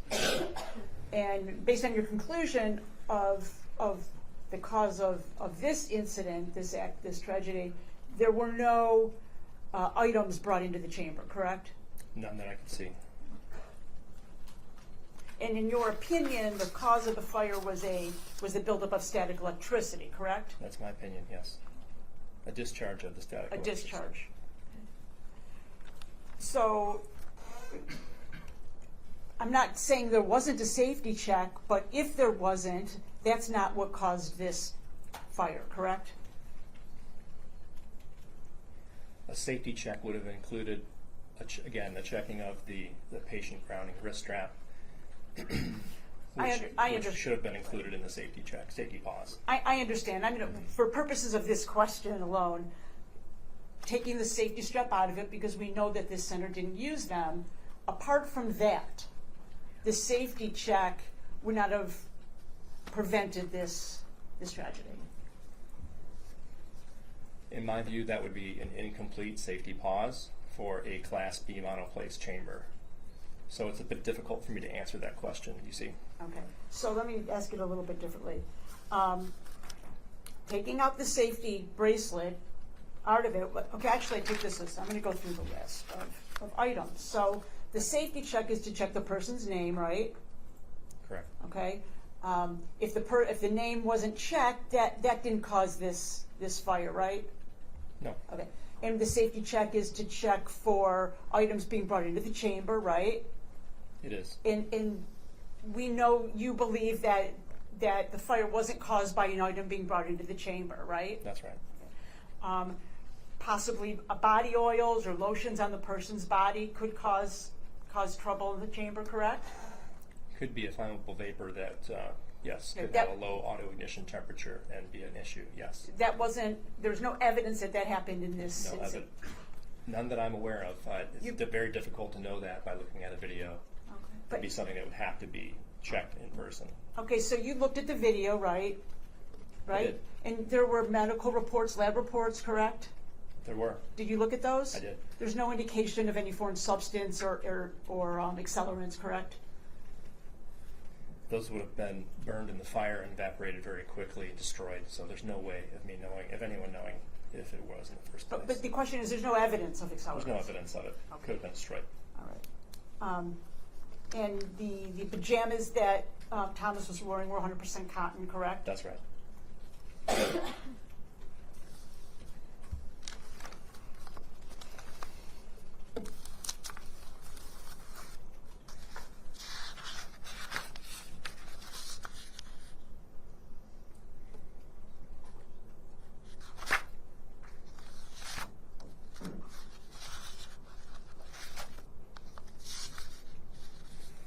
There are no licensing requirements for a person to be running the chamber, correct?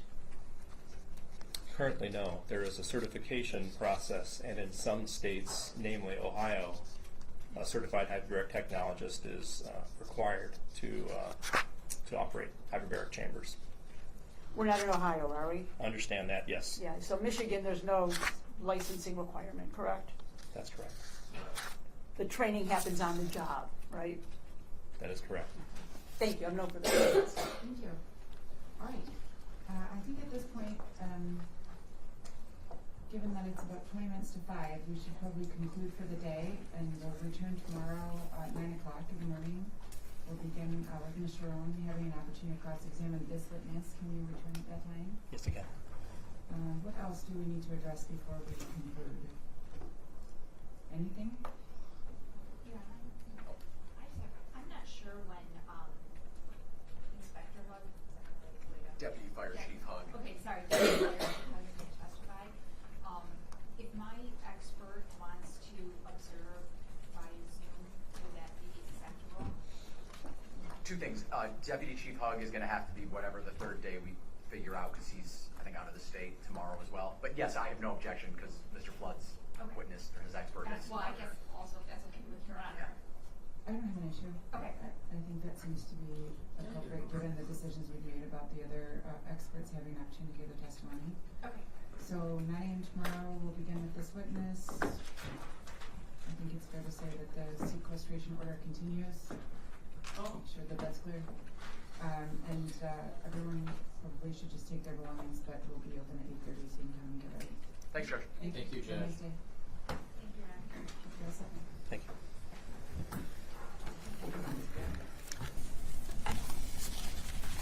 May I begin, Your Honor? Thank you.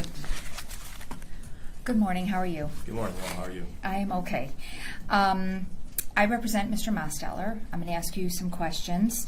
If I ask you anything that you don't understand the question, please ask me to rephrase it.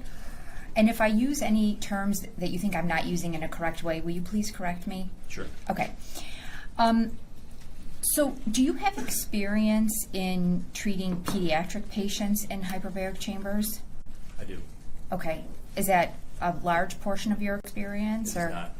Okay. Where would you have treated pediatric patients? Both in the monoplace chamber and the multiplace chamber. Okay. At what facility do you mean? Excuse me. Both, so you can continue. I have treated them mainly at Mayo, and I may have treated a handful of cases at Beaumont Hospital when I Okay. worked there. And so if you're treating them at Mayo and at Beaumont, I think we've, throughout this proceeding, used some of the phrases of off-label and on-label. Are you typically treating them for wound care or behavioral issues? What are they being treated for? The cases at Mayo Clinic are primarily for wound healing, Okay. graft and flap failure, those types of cases. Okay. Have you ever treated pediatric patients who are autistic or suffer from severe ADHD? Not me personally, no. Okay. I want to talk about the chamber briefly. Various parts of the chamber are grounded, is that correct? The chamber is grounded. Yes. Okay. The mattress is grounded. The mattress is touching a grounded surface, yes. The mattress itself is not grounded. The mattress is coming into contact with a grounded surface, so it is grounded, yes. Which is the bed or the gurney on which it's placed? The cart, yes, the sliding stretcher is what it's called. Okay, thank you. Is resting, is just below the mattress. The mattress is resting on it. Okay. And I'm sorry, what did you call it? A Sliding stretcher. Okay. And the sliding stretcher, excuse me. No, go ahead. Is resting on rails, the metal rails Okay. that are tied to the hull or the chamber itself. Okay, so by virtue of that, the mattress is grounded. Is that Correct. Okay.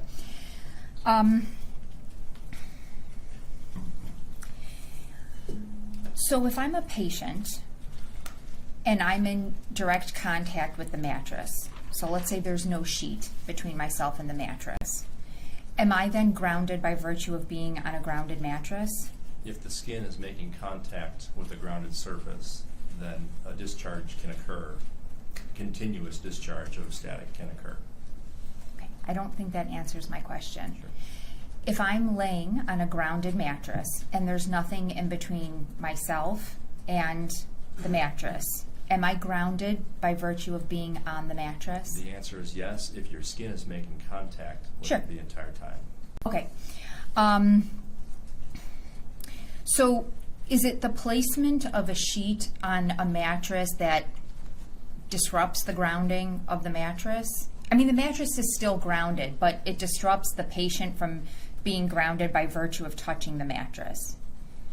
That is true. It's a barrier between the grounded surface. Okay. Do you know if there's anything in the Sequest manual that warns operators that that is the result of placing a sheet on the mattress? There is not anything specific to that. Okay. It is the industry standard to place sheets on the mattress Is that just for hygiene purposes or comfort purposes? for comfort. Okay, so, and I'm sorry, did you just say it's industry standard or industry practice? It's the industry practice. Okay, so despite the fact that that's industry practice, Sequest doesn't have a warning in its manual that you're aware of, that placement of the sheet, I guess I want to use the word interrupts the grounding. I don't know, do you think there's a better word than that? Or compromises the grounding of the mattress? May I elaborate on my answer? Well, no. I guess I'd like you to answer my question. Sure. Okay, but now I can't remember it. This always happens. Okay, so the placement of the sheet, which you said is standard industry practice, okay, essentially gets in the way or interferes with the patient being grounded by the mattress, correct? It does, which is why Sequest I- supports the wrist strap. I understand that.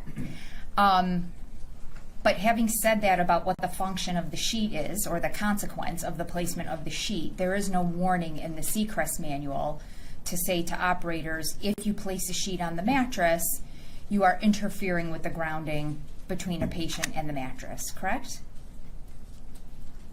Sequest does not say that the mattress is a grounded surface in the manual, so therefore your question is a bit flawed in that way, in my opinion, because of what you're trying to say is that Sequest has designed the mattress to be a grounding surface, the primary grounding surface.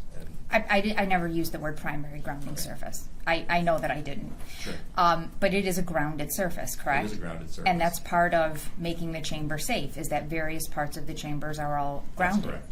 Okay. Are you familiar with the article, Hyperbaric and Hypobaric Chamber Fires, a 73-year analysis? I read it. Okay. There are a number of fires in this article that are attributed to static electricity. Are you familiar with that? I have seen that, yes. Okay. Are you also aware that in the article, anywhere where a fire is attributed to static electricity, there's an asterisk, correct? I've seen that, yes. And that's because none of them are actually confirmed, correct? From what I've read in that article and in other articles. Well, I'm just asking about this article. Sure. Sure. So But- you but would. this describes why there's an asterisk, is that there isn't I enough just want you to- information to Okay. I confirm want you whether it to was static. hold on. I want you to frame your question, your answer to the question. Sure. Okay. Is attributed in this article, every fire that's attributed to static electricity is marked with an asterisk. We have unconfirmed information, so therefore there is an asterisk there, yes. Okay. So to say it another way, fires that are allegedly caused by static electricity is a differential diagnosis, correct? They can't find proof of another source, so they blame it on static electricity. Is that correct? Are you talking about other fires or this I'm fire? in this article. I am not aware why they came to that particular conclusion, so I cannot comment on that. Okay. In this article that talks about fires that allegedly started by static electricity, is there any discussion about whether or not patients in those fires were wearing wrist straps? Not that I can recall, Okay. but it does not mean that they were not. Do you feel better now having said that? Excuse me? I mean, you clearly Your have. Honor, I'm going to object to the argumentative nature of that question. Yes, I would agree. So I'm going to sustain the objection and strike that question/comment. Thank you, Your Honor. When were grounding straps introduced? I don't know the exact year, but it was some point in the 1980s or early 1990s. Certainly, they've been being used the entire time that you've been working with Hyperbarics. Absolutely. Which I think you said yesterday was 27 years? That's correct. Okay. Do you know when the Oxford Center opened? My memory leads me to 2012. Okay, and are you referencing then the South Lyon location? Or are you just not sure? I recall that the Troy facility opened in 2012. That's your belief? That's what I recall. Okay, that's fine. And you're aware that the Oxford Center has, at the time of this accident, there were 2 locations, correct? Yes. Okay. And between those 2 locations, do you know how many chambers were being operated? I know that there were 3 at the Troy facility, that there were at least 6 at the Brighton facility. Okay. So at a minimum, we have 9 chambers, right? At a minimum, yes. Okay.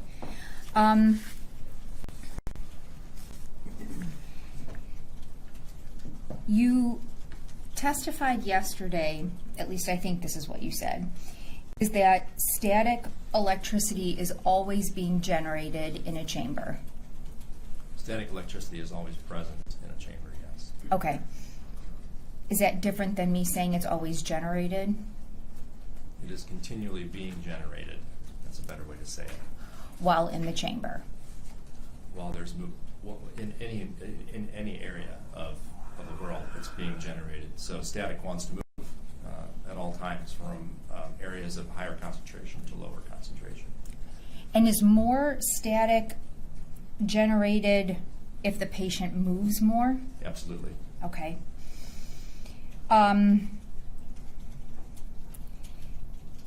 If they're not grounded. And then that would inevitably lead to a discharge, correct? If the patient was not grounded, then the static would build up to a point where if their patient came into contact, that there would be a spark. If what? Say that again. If yes, static would build up to a point, and as soon as the patient came into contact, at some point inevitably they will come into contact with a grounded surface, that static would dissipate to earth. And so that would set off a spark? It I'm could trying to- potentiate- It's possible. It's possible. Okay, so when you say it's possible, are you saying that the buildup of static electricity or static in the chamber isn't always going to result in a spark? That's true. Okay, why? Can you explain that to me?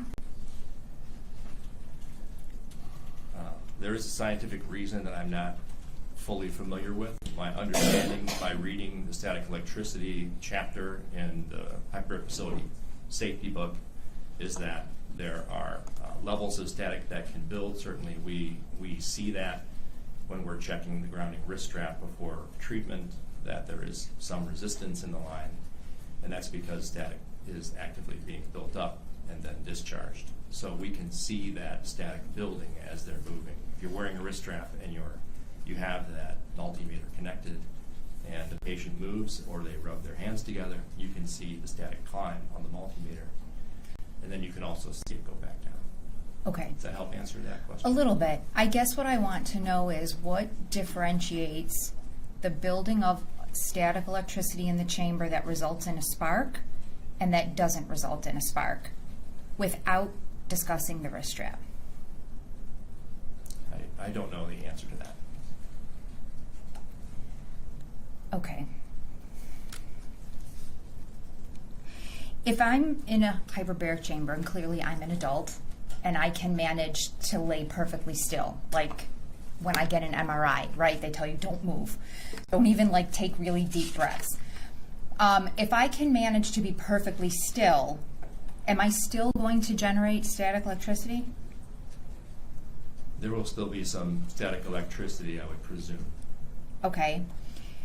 And so what would result in a spark then if I'm in a chamber? If you're ungrounded, Yes. if you're ungrounded and static is built up around you, you are a conductor, and there are insulators surrounding you, keeping you from being grounded.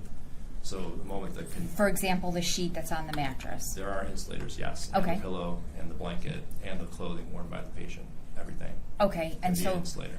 continue. And so the moment you were about to say, Yep. So the moment that the conductor touches or comes close to a grounded surface, that energy moves from the high concentration to low concentration. and that would set off a spark. If the patient was not grounded, Right. it could. It could. So how do you quantify it could? Well, there are if there was enough humidity in the environment, then it could reduce the risk of static generating or a charge generating to a point where there would be a discharge. You're talking humidity in the actual chamber or in the suite? No, in the chamber. Okay. Once the door's closed, the oxygen inside the chamber is extremely dry. Okay. So let's take humidity out of it and go back to my question. So you said it could set off a spark, right? Okay, so what else because I think we had some testimony that the monoplace chambers don't have the ability to regulate humidity. Not from you, but, so if you take the humidity out of it, what then would cause a spark to happen? Because you said it could. It is a factor. Humidity is a factor. Sure. We cannot leave that point. It's Okay. certainly a factor in this. Again, I don't Is- have the well, full let me- answer as to what the level exactly needs to be before the discharge occurs. It just has to be higher than the grounded, which has to be built to a point where a spark can be generated. There's a millijoule amount that I cannot recall right now, but I know that the temperature of that spark can reach a voltage of, not the temperature, the voltage of that spark can reach 10 to 15,000, Okay, even up to 20,000 volts. so you mentioned millijoules, which is a nice segue. Are you familiar with the article? I actually think this is from one of the books on static electricity by Steve Wood. I've read it. Okay, so you're familiar with this article. I don't know it intimately. I do read it. I have read it. Okay. Having been familiar with the article, can you agree, or would you agree, that a fair takeaway from this article is that it is highly unlikely for a single spark to cause a fire in a hyperbaric chamber? I've seen that statement. I know the reference you're referring to. What I would say is that I'm within just asking you, I want you to listen to my question, okay? Sure. If I'm someone who sits and reads this article, okay, is that a fair takeaway from this article? I'm not asking whether or not you think it's accurate. I'm asking whether or not you think someone who reads this, if that's a fair takeaway, that the risk of a static electricity fire in a hyperbaric chamber is highly unlikely. It's a false sense of security if you take the entire chapter into account. The entire article or the entire entire chapter 5, I believe, in the book. Okay, so again, I'm going to say my question again. If I'm reading this article, okay, that is specifically about static electricity, and portions of the article deal directly with static electricity fires in hyperbaric chambers, right, at 100% oxygen, right, is it a fair takeaway from this article that a fire starting in a hyperbaric chamber from a single spark is highly unlikely? If you read that single statement, then yes. If you read the entire article, no. Okay. Do you agree that the article has a finding that clean cotton fabric will not ignite even when exposed to multiple 800 millijoule sparks in a normobaric 100% oxygen environment? There's been commentary on I'm asking you if that is in the article. It is in the article, yes. Okay.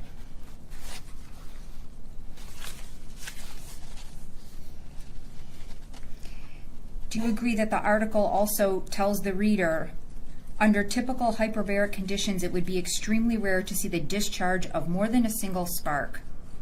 Is that correct? That is correct. That is a single statement at the end of that article, yes. The potential for a single static spark to ignite a fire in a hyperbaric chamber is very low unless volatile vapors or gases are introduced into the chamber environment. Is that That's also in the article, yes. okay?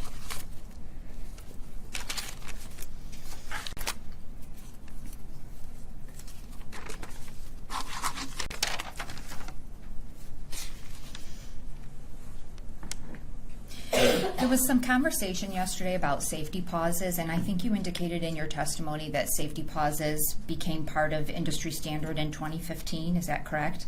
That's what I said, yes. Okay. You referenced that where you work now, you have some type of form that's part of the safety check, the safety pause. Is that Checklist, yes. okay? That isn't required. That's just the practice where you work, correct? It is required to document the safety pause, yes, in the NFPA 99, Chapter 14. Can you tell me where that is? May I look at my report? Sure. Will it help refresh your memory? Yes, it will. Okay.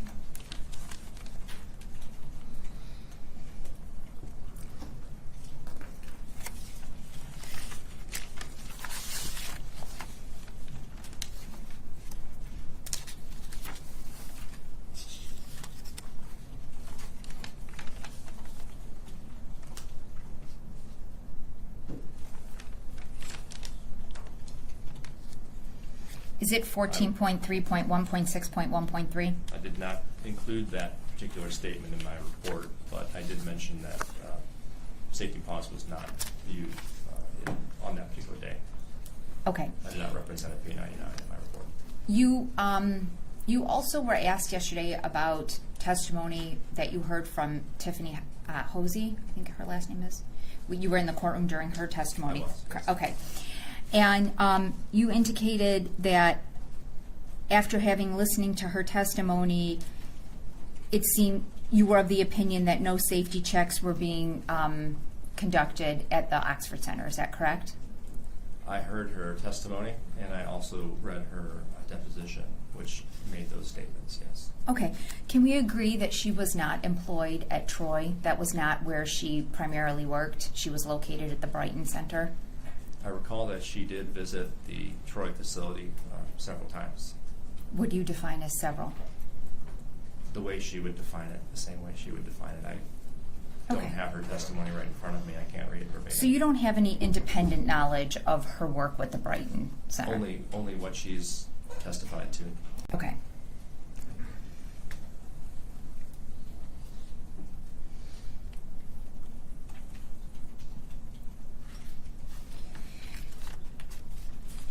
Your Honor, I have, when we were here last time, I had some exhibits that I attempted to admit. They have not yet been admitted. I anticipate that they will be admitted through another witness. The photos? Yes. I would like to ask the witness to just look at these. I know that he won't be able to authenticate them, but essentially give some testimony about what they're showing, if he can. I felt like we went through that process with the first witness, and then it was determined that nothing could be authenticated. So I don't know that if you're confident that this person also will not be able to authenticate them, I'm not sure how valuable the testimony would be on any of those things. Okay, Your Honor. I would wait until you have a better sense that we have a witness that could potentially lay Well- a foundation for them. But he won't be back here after that, right? Because that would be my witness, and the prosecution will have already closed their proofs, and he'll be gone. No offense. Yeah. I thought that's what I was essentially asking, but Judge, I, as we have done, I don't mind if there are exhibits that are conditionally referenced, but the problem is, I think, in these photographs, there's such a limited frame of what you can see that it would be impossible, as we dealt with Mr. Berman, for this witness to accurately comment on what it is he thinks he's seeing. That's the issue. Well, Your I'm Honor. so curious about the witness, because based on the conversations that we had about the witness, I'm not sure that person will be right. able to lay a foundation. So I guess what I can tell the court as an offer of proof is that the witness that I intend to call absolutely can authenticate it. I know that for a fact by virtue of conversations. Like, I've advised the court that there will be an assertion. I don't believe that assertion is valid. I do think that the witness will ultimately testify, and I do think I should be allowed to address it with this witness conditionally. And it goes to the weight, Your Honor. It goes to the weight of what the photographs show.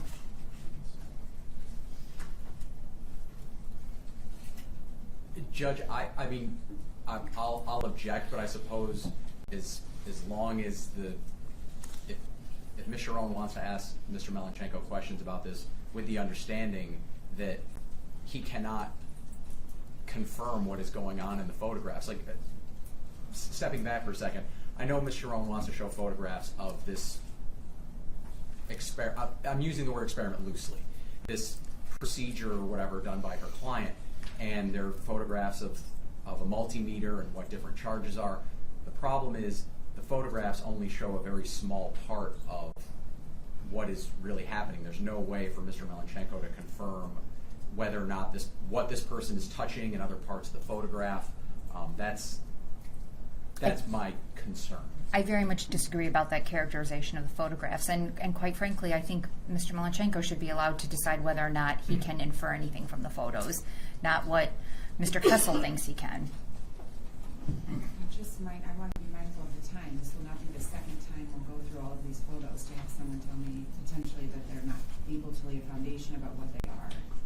So I'm not sure that I want to spend the additional time doing this over again. But if there's no formal objection to a conditional offer of these proposed exhibits for this witness to review because we don't intend on him coming back? Yeah, I mean, we can try again, Judge, and if the answers are the same, then they're the same. Well, I think we already know that the answers will be the same if this is not something that he's going to be able to lay a foundation for it. I'm not sure what questions do you want to pose to him? I want to ask him if the photographs display the proper way to check the grounding of a chamber and if the readings are within the acceptable limits.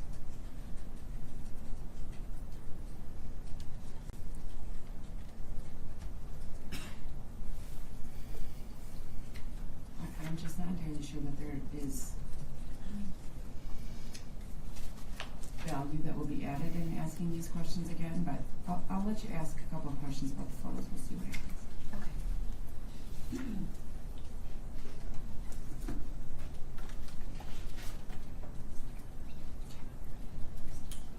Your Honor, may I approach? Yes. Thank you. Can I stay up there just for? Yes, I was just informed if you do, just make sure that you're loud enough to be caught on the microphone up here too. Okay. Mr. Melnyczenko, I'm going to show you some proposed defense exhibits, okay? The first one is going to be proposed defense exhibit C. Can you tell me what you see in this photo? What it demonstrates? Appears to be a test of some sort. Okay. Is this a multimeter? It is. Okay. Is this a way that you could check the grounding of a patient? Is that what is demonstrated in this photo? I have no idea of knowing what the test, what the selection on the multimeter is. It's very difficult to see. Okay. Is there one wire plugged into the chamber? There is. And the other wire is where? It's apparently being touched by someone off of the picture. Not sure if it's the person laying or some other hand. Okay, so you don't know if that's the hand of the person laying in the chamber? It could be. Okay. If it were the hand of the person laying in the chamber, would this be a way to check whether or not that person is grounded? It's one way to do it. Okay. But again, I have no idea what this reading is showing. You don't know in what measurement it's I in? don't know what selection on the multimeter it is. If it were in ohms, would that be an acceptable reading? 4.80?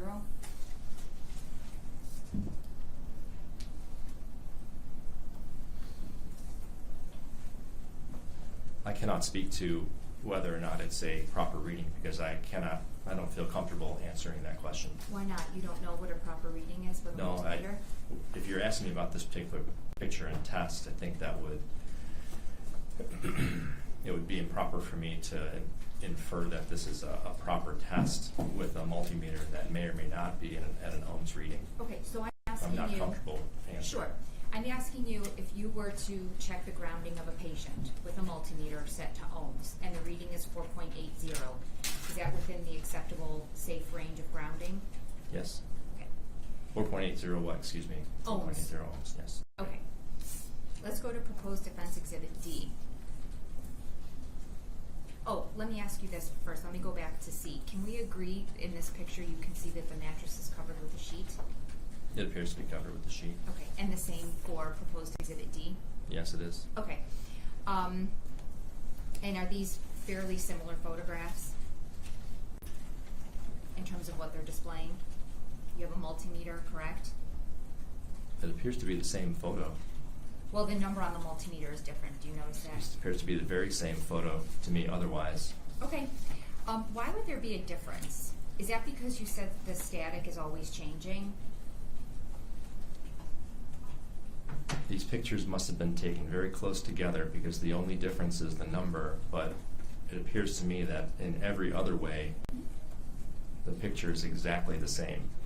Didn't you testify earlier that static is constantly changing? I'm concerned that these photos could have been manipulated because Your Honor, to me I it looks guess- exactly the same. So, Mr. Melnyczenko, Yes. do you have any expertise in photography or being able to detect if a photograph has been Other manipulated? than a set of eyes, no, I do not. Okay. So let's go on to this next one. Proposed defense exhibit E. Can you tell me what that shows? Appears to be a similar picture to the others. Can we agree And that the inside, person on the inside is pressing the grounding prong to their hand, the palm of their hand. And in C and D, it's against his thumb, right, the flat part of his thumb? Looks that way. Okay, and in this one, we have it pressed against the inside of his palm? It looks that way, yes. Okay, and if that reading were in ohms, 7.58, is that within the acceptable safety range? Again, I cannot confirm or deny what else is being touched off screen or what's happening inside the chamber. I cannot say that this is an accurate or a proper test of grounding I'm inside the asking you chamber. if 7.58 ohms, is that, if you just want to answer not in relation to the picture, is 7.58 ohms an acceptable reading from a multimeter? It could be, yes. It could be, or it is? Any reading on a multimeter, because it's showing resistance between the 2 points. If you read the Sequestration manual, it does specifically say that if the meter is set to 20 million ohms, then that range will, and a ohm resistance reading appears, that is an appropriate reading. So anything between 20 million and 0.1 ohms is an appropriate reading. Okay.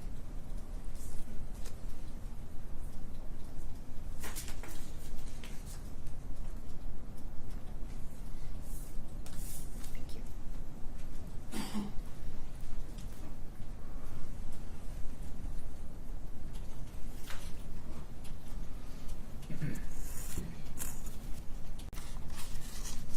When you say that it's an appropriate reading, does that mean that it indicates that the patient is grounded?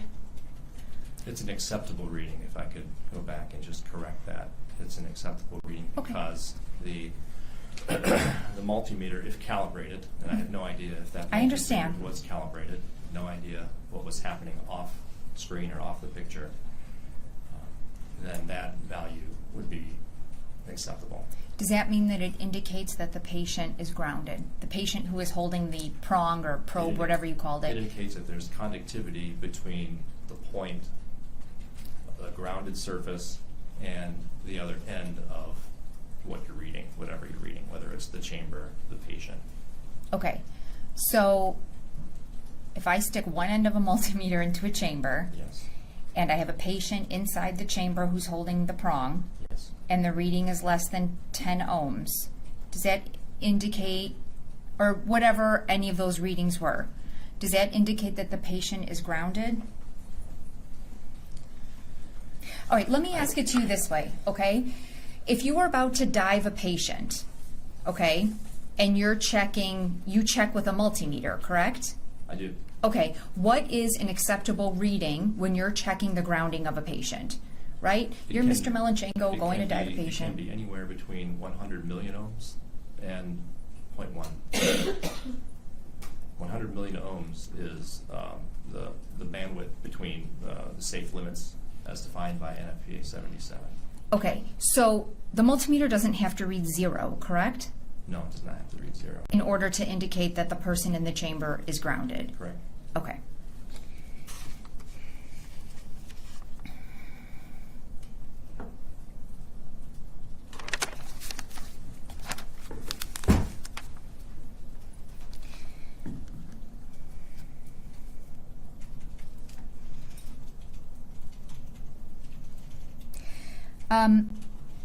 You gave some testimony yesterday about the informed consent form that you saw for the Oxford Center. I did.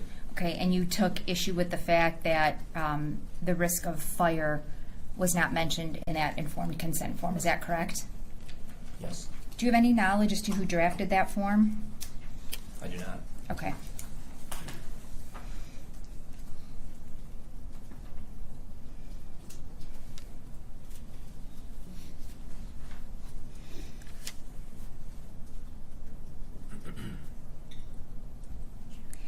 And again, May I add to my answer? Excuse me. No, there's no I just question. I thought of something else. Judge, may I add to that? Well, there's no she's question. gonna tell you no, so the answer's no. If there was no sheet in the chamber where Thomas Cooper received treatment, he would have been grounded to the mattress, correct? Sorry, could you repeat the question? If there would have been no sheet covering the mattress in the chamber, is it your opinion that he would have been grounded? He would not have been making skin to mattress contact the entire time, and that is an invalid way to ground a patient for NFPA 99. It's not in line with industry standards. You testified yesterday that the safety director and the medical, I can't read my notes. The medical director. Thank you, are responsible for establishing safety policy. They are. And that's according to what? NFPA 99. Okay. Do you know if that's how the Oxford Center operated? So this takes me back to what we talked about just a moment ago. It's a yes or no question, sir. Do you know who was in charge at the Oxford Center of making decisions of how patients, safety precautions with patients? I understand that you're saying the NFPA says it's the responsibility of 2 positions. Do you know how, in fact, the Oxford Center operated? I do not.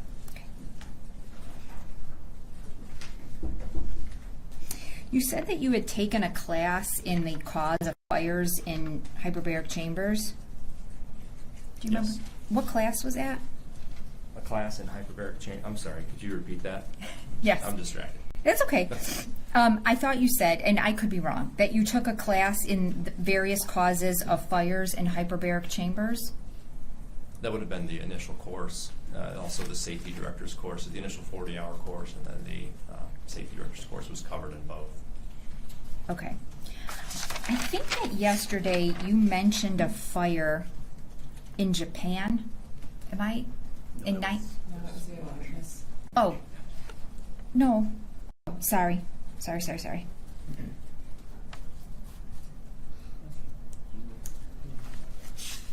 Hmm?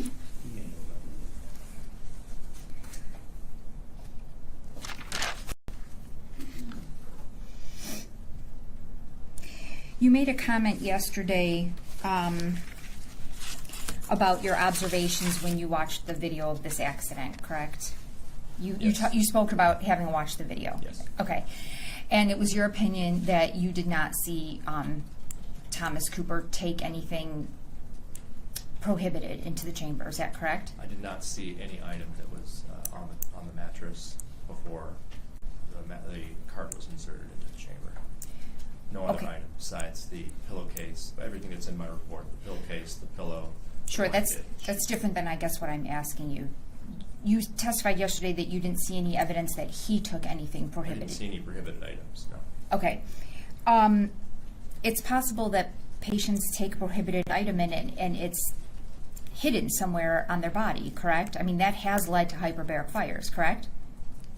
That has led to hyperbaric fires, and that is why we check the patients before they go in. Okay. You also testified yesterday that if he had some type of flammable substance on his skin, you would never know, correct? Because you were just watching a video. It's impossible to know that. Okay. And certainly if that was the case, whatever there was would have been consumed in the fire, correct? That is very likely, yes. Okay. So you can't say with any type of certainty, no one can, you would agree, whether or not there was some type of flammable vapor in the chamber. Is that correct? There's no way of knowing. Okay.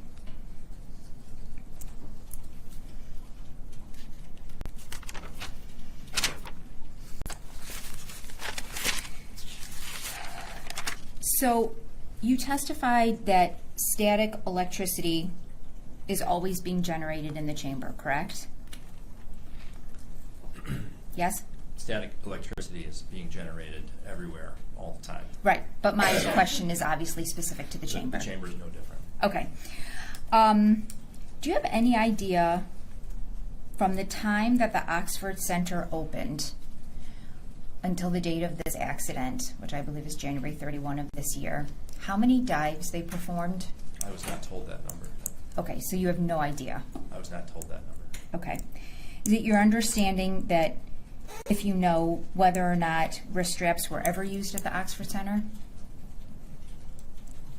If you don't I know, that's a recall- fair answer. That's fine. I recall testimony that stated that there at one time they had implemented wrist straps and then they were taken away.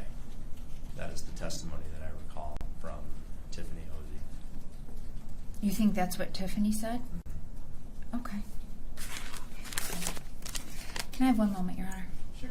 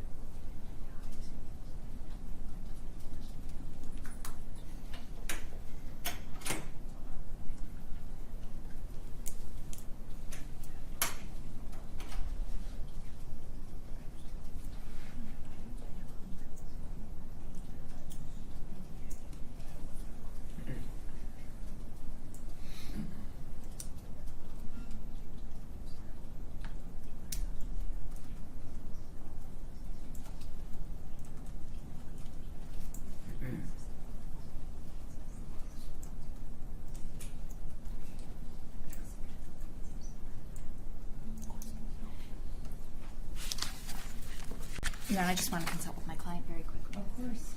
Thank you.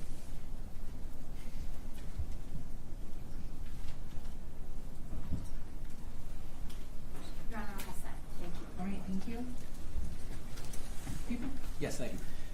Mr. Melnyczenko, let me go in reverse order here. You were just asked about, and you stated that static electricity is sort of building all around us all the time. Do you recall the testimony? Yes. All right. And so we're clear, when someone is grounded, what happens to that static electricity that you are sort of creating and storing in your body? As it builds, it is dissipated. Okay.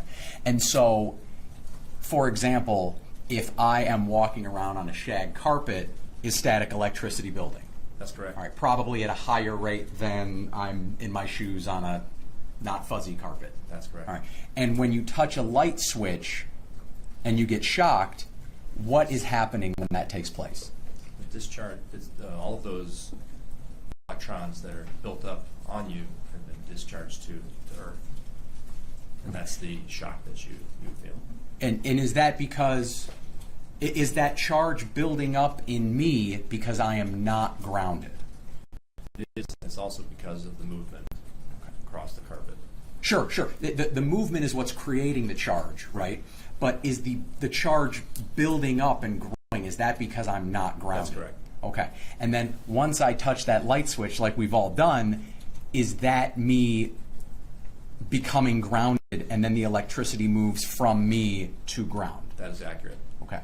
And when Thomas, based on your observations, Thomas Cooper, when the flash appeared in that video, is your opinion that flash took place because he was not grounded while he was in the chamber? It is my opinion, yes. Okay. And if he had been grounded while he was in the chamber, let's take out the grounding strap for a second. If somehow he had been grounded in the chamber and he touched that mattress, would there have been that spark if he had been previously grounded? If he had been previously, could you repeat that one more time? Yeah, sure. That was kind of a messy question. Yeah. If, absent the grounding strap, right, because we know that wasn't there, if Thomas Cooper had been grounded during his treatment, when his knee came close to that mattress, would there have been that discharge? No. Why not? Because he would have been continuously grounded, and there isn't an opportunity for the static to build up. And so based on what we've just talked about, what is your opinion as to whether or not Thomas Cooper was grounded in that chamber? He was not grounded in the chamber. And is that opinion based on your scientific knowledge of how, for lack of a better phrase, all this stuff works? It is, and it's also the most logical conclusion to be drawn. Static was the source of ignition. Thank you. Ms. Sharon was asking you about the Wood article, and I think there were a couple instances in which you wanted to elaborate. I'll ask specifically, she asked you if it was a fair takeaway based on one or two lines that it would be hard to create a fire in typical hyperbaric conditions. Is that correct? That's right. All right. Is a typical hyperbaric condition someone wearing a grounding strap? It is. Okay. So in that article, when it says it's hard to create a fire in a typical hyperbaric condition, that means while a patient is grounded.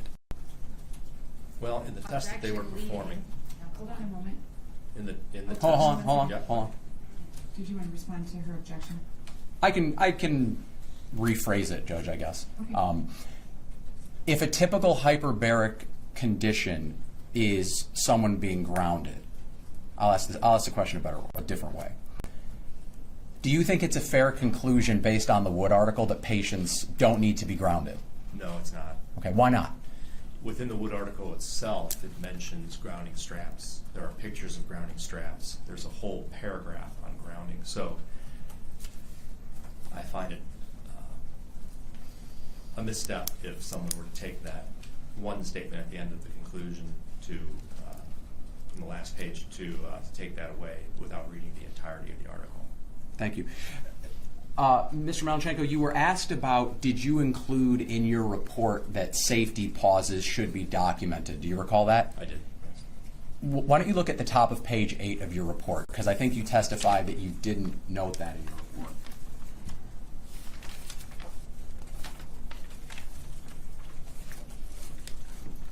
And I'm sorry, I should say, sorry, I was looking at page 8 of the whole exhibit. Sorry. Top of page 4, please.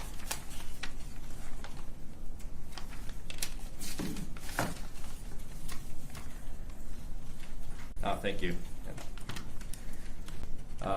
Sorry, I missed that earlier. That's okay. So it is 14.3.1.6.1.3. And so you did in your report reference that safety pauses should be documented. Is May that I right? repeat that? Yeah, The please. code says prior to each hyperbaric treatment, a pre-treatment safety check to identify and remove prohibited items shall be performed and documented by a qualified person. And that's from the NFPA 99? It is. Thank you. Last thing, Mr. Melnyczenko, when Ms. Sharon was asking you about who was drafting the informed consent pages, and you said you wanted to add to that, what was it that you wanted to add? When I visited the Troy facility, there was a consent form, a paper consent form, and on that document it identified that it was the Oxford, both the Troy and the Brighton facility at the bottom of that page. So when she asked me about who wrote the consent form, it was clear to me that it came from the Oxford Center. Just 1 second, please. Thank you, Judge. All right, anyone else have a last question for this witness? Just Yeah. based on what was asked on redirect, yes. May I regarding the article? You can, yes, yep.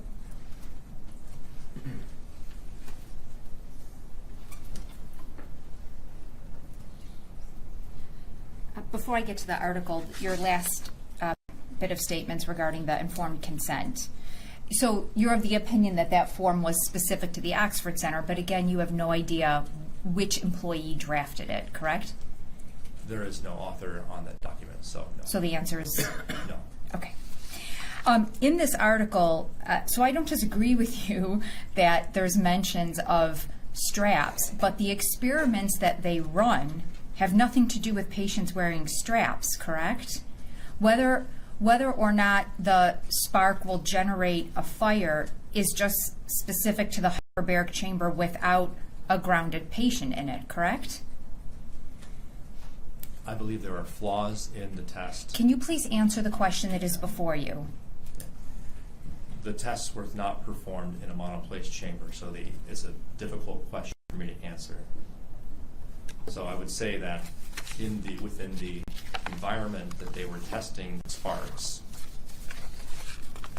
it is not conclusive to me that represents in its entirety a monoplace chamber at pressure with 100% oxygen in filling that space, very dry gas. This was done the test was done in a multi-place chamber, I'm not sorry, in a monoplace chamber. Are you suggesting that some of the tests that were run in this article are not in 100% oxygen environment? They are not in a monoplace 100% oxygen environment.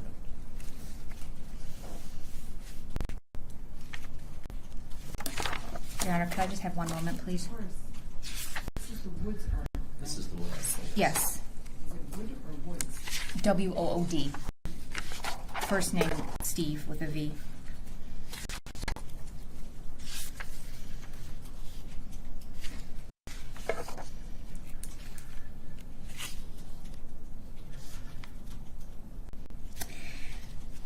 Okay, do you recall this part of the article? All materials studied in the 100% oxygen environment could be ignited after multiple sparks, but a single spark was insufficient to ignite any of the samples. I recall that statement. Okay. But I think the test is flawed.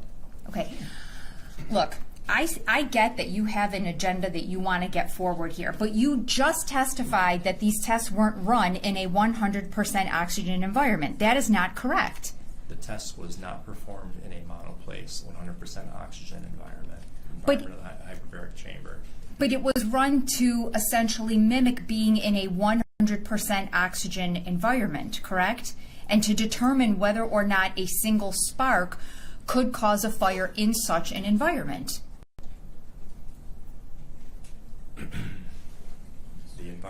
The environment where the test was conducted was not the same as the monoplace hyperbaric. Was it environment. conducted in a 100% oxygen environment? Partially, yes. Parts of the test, correct? Parts of the test. Okay, and it's those parts from which I have been referencing, correct? There are flaws in the test, so I Sir, have a problem with that. Your Honor, could you please direct the witness to answer my questions? This is not his platform. Okay. I'm having a hard time that we're just picking and choosing statements out of this article and not allowing him to respond based on his understanding of the article, as he is someone that's testifying as an expert. So I'm not sure how to rectify this, but either he has an opportunity to respond to the article as a whole, not just the individual statements. I feel like it's creating a false narrative here. So if you don't like the answers to the questions, we should just ask a different question.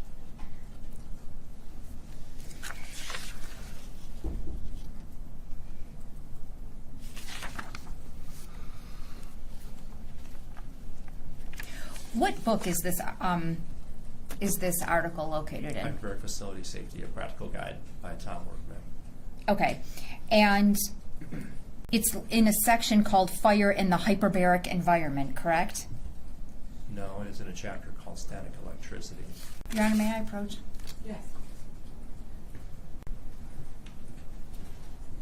This is chapter 5 or chapter 8? Chapter 3. Do you see that at the top? Can I just check to see if it's the same version that I'm familiar with? There are multiple versions of this study. Excuse me, multiple editions of the book.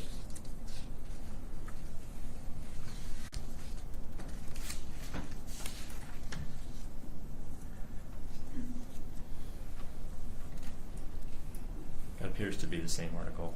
Okay, so at the top of the article, it's listed as in section 4, quote, fire in the hyperbaric environment, correct?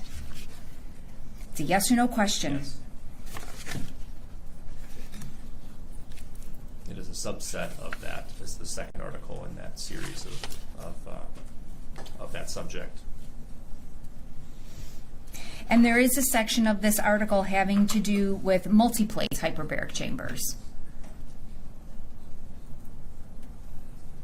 But those are They may different. have mentioned multiplace chambers, yes. Okay, but multiplace are different because the oxygen concentration isn't nearly as high in a monoplace, correct? Correct. They're testing sparks in multiple environments, yes. Okay, and one of those environments is a 100% oxygen environment, The correct? test was performed in a multiplace chamber, not in a monoplace chamber. In a 100% oxygen environment. In a multiplace 100% oxygen environment, yes. Okay.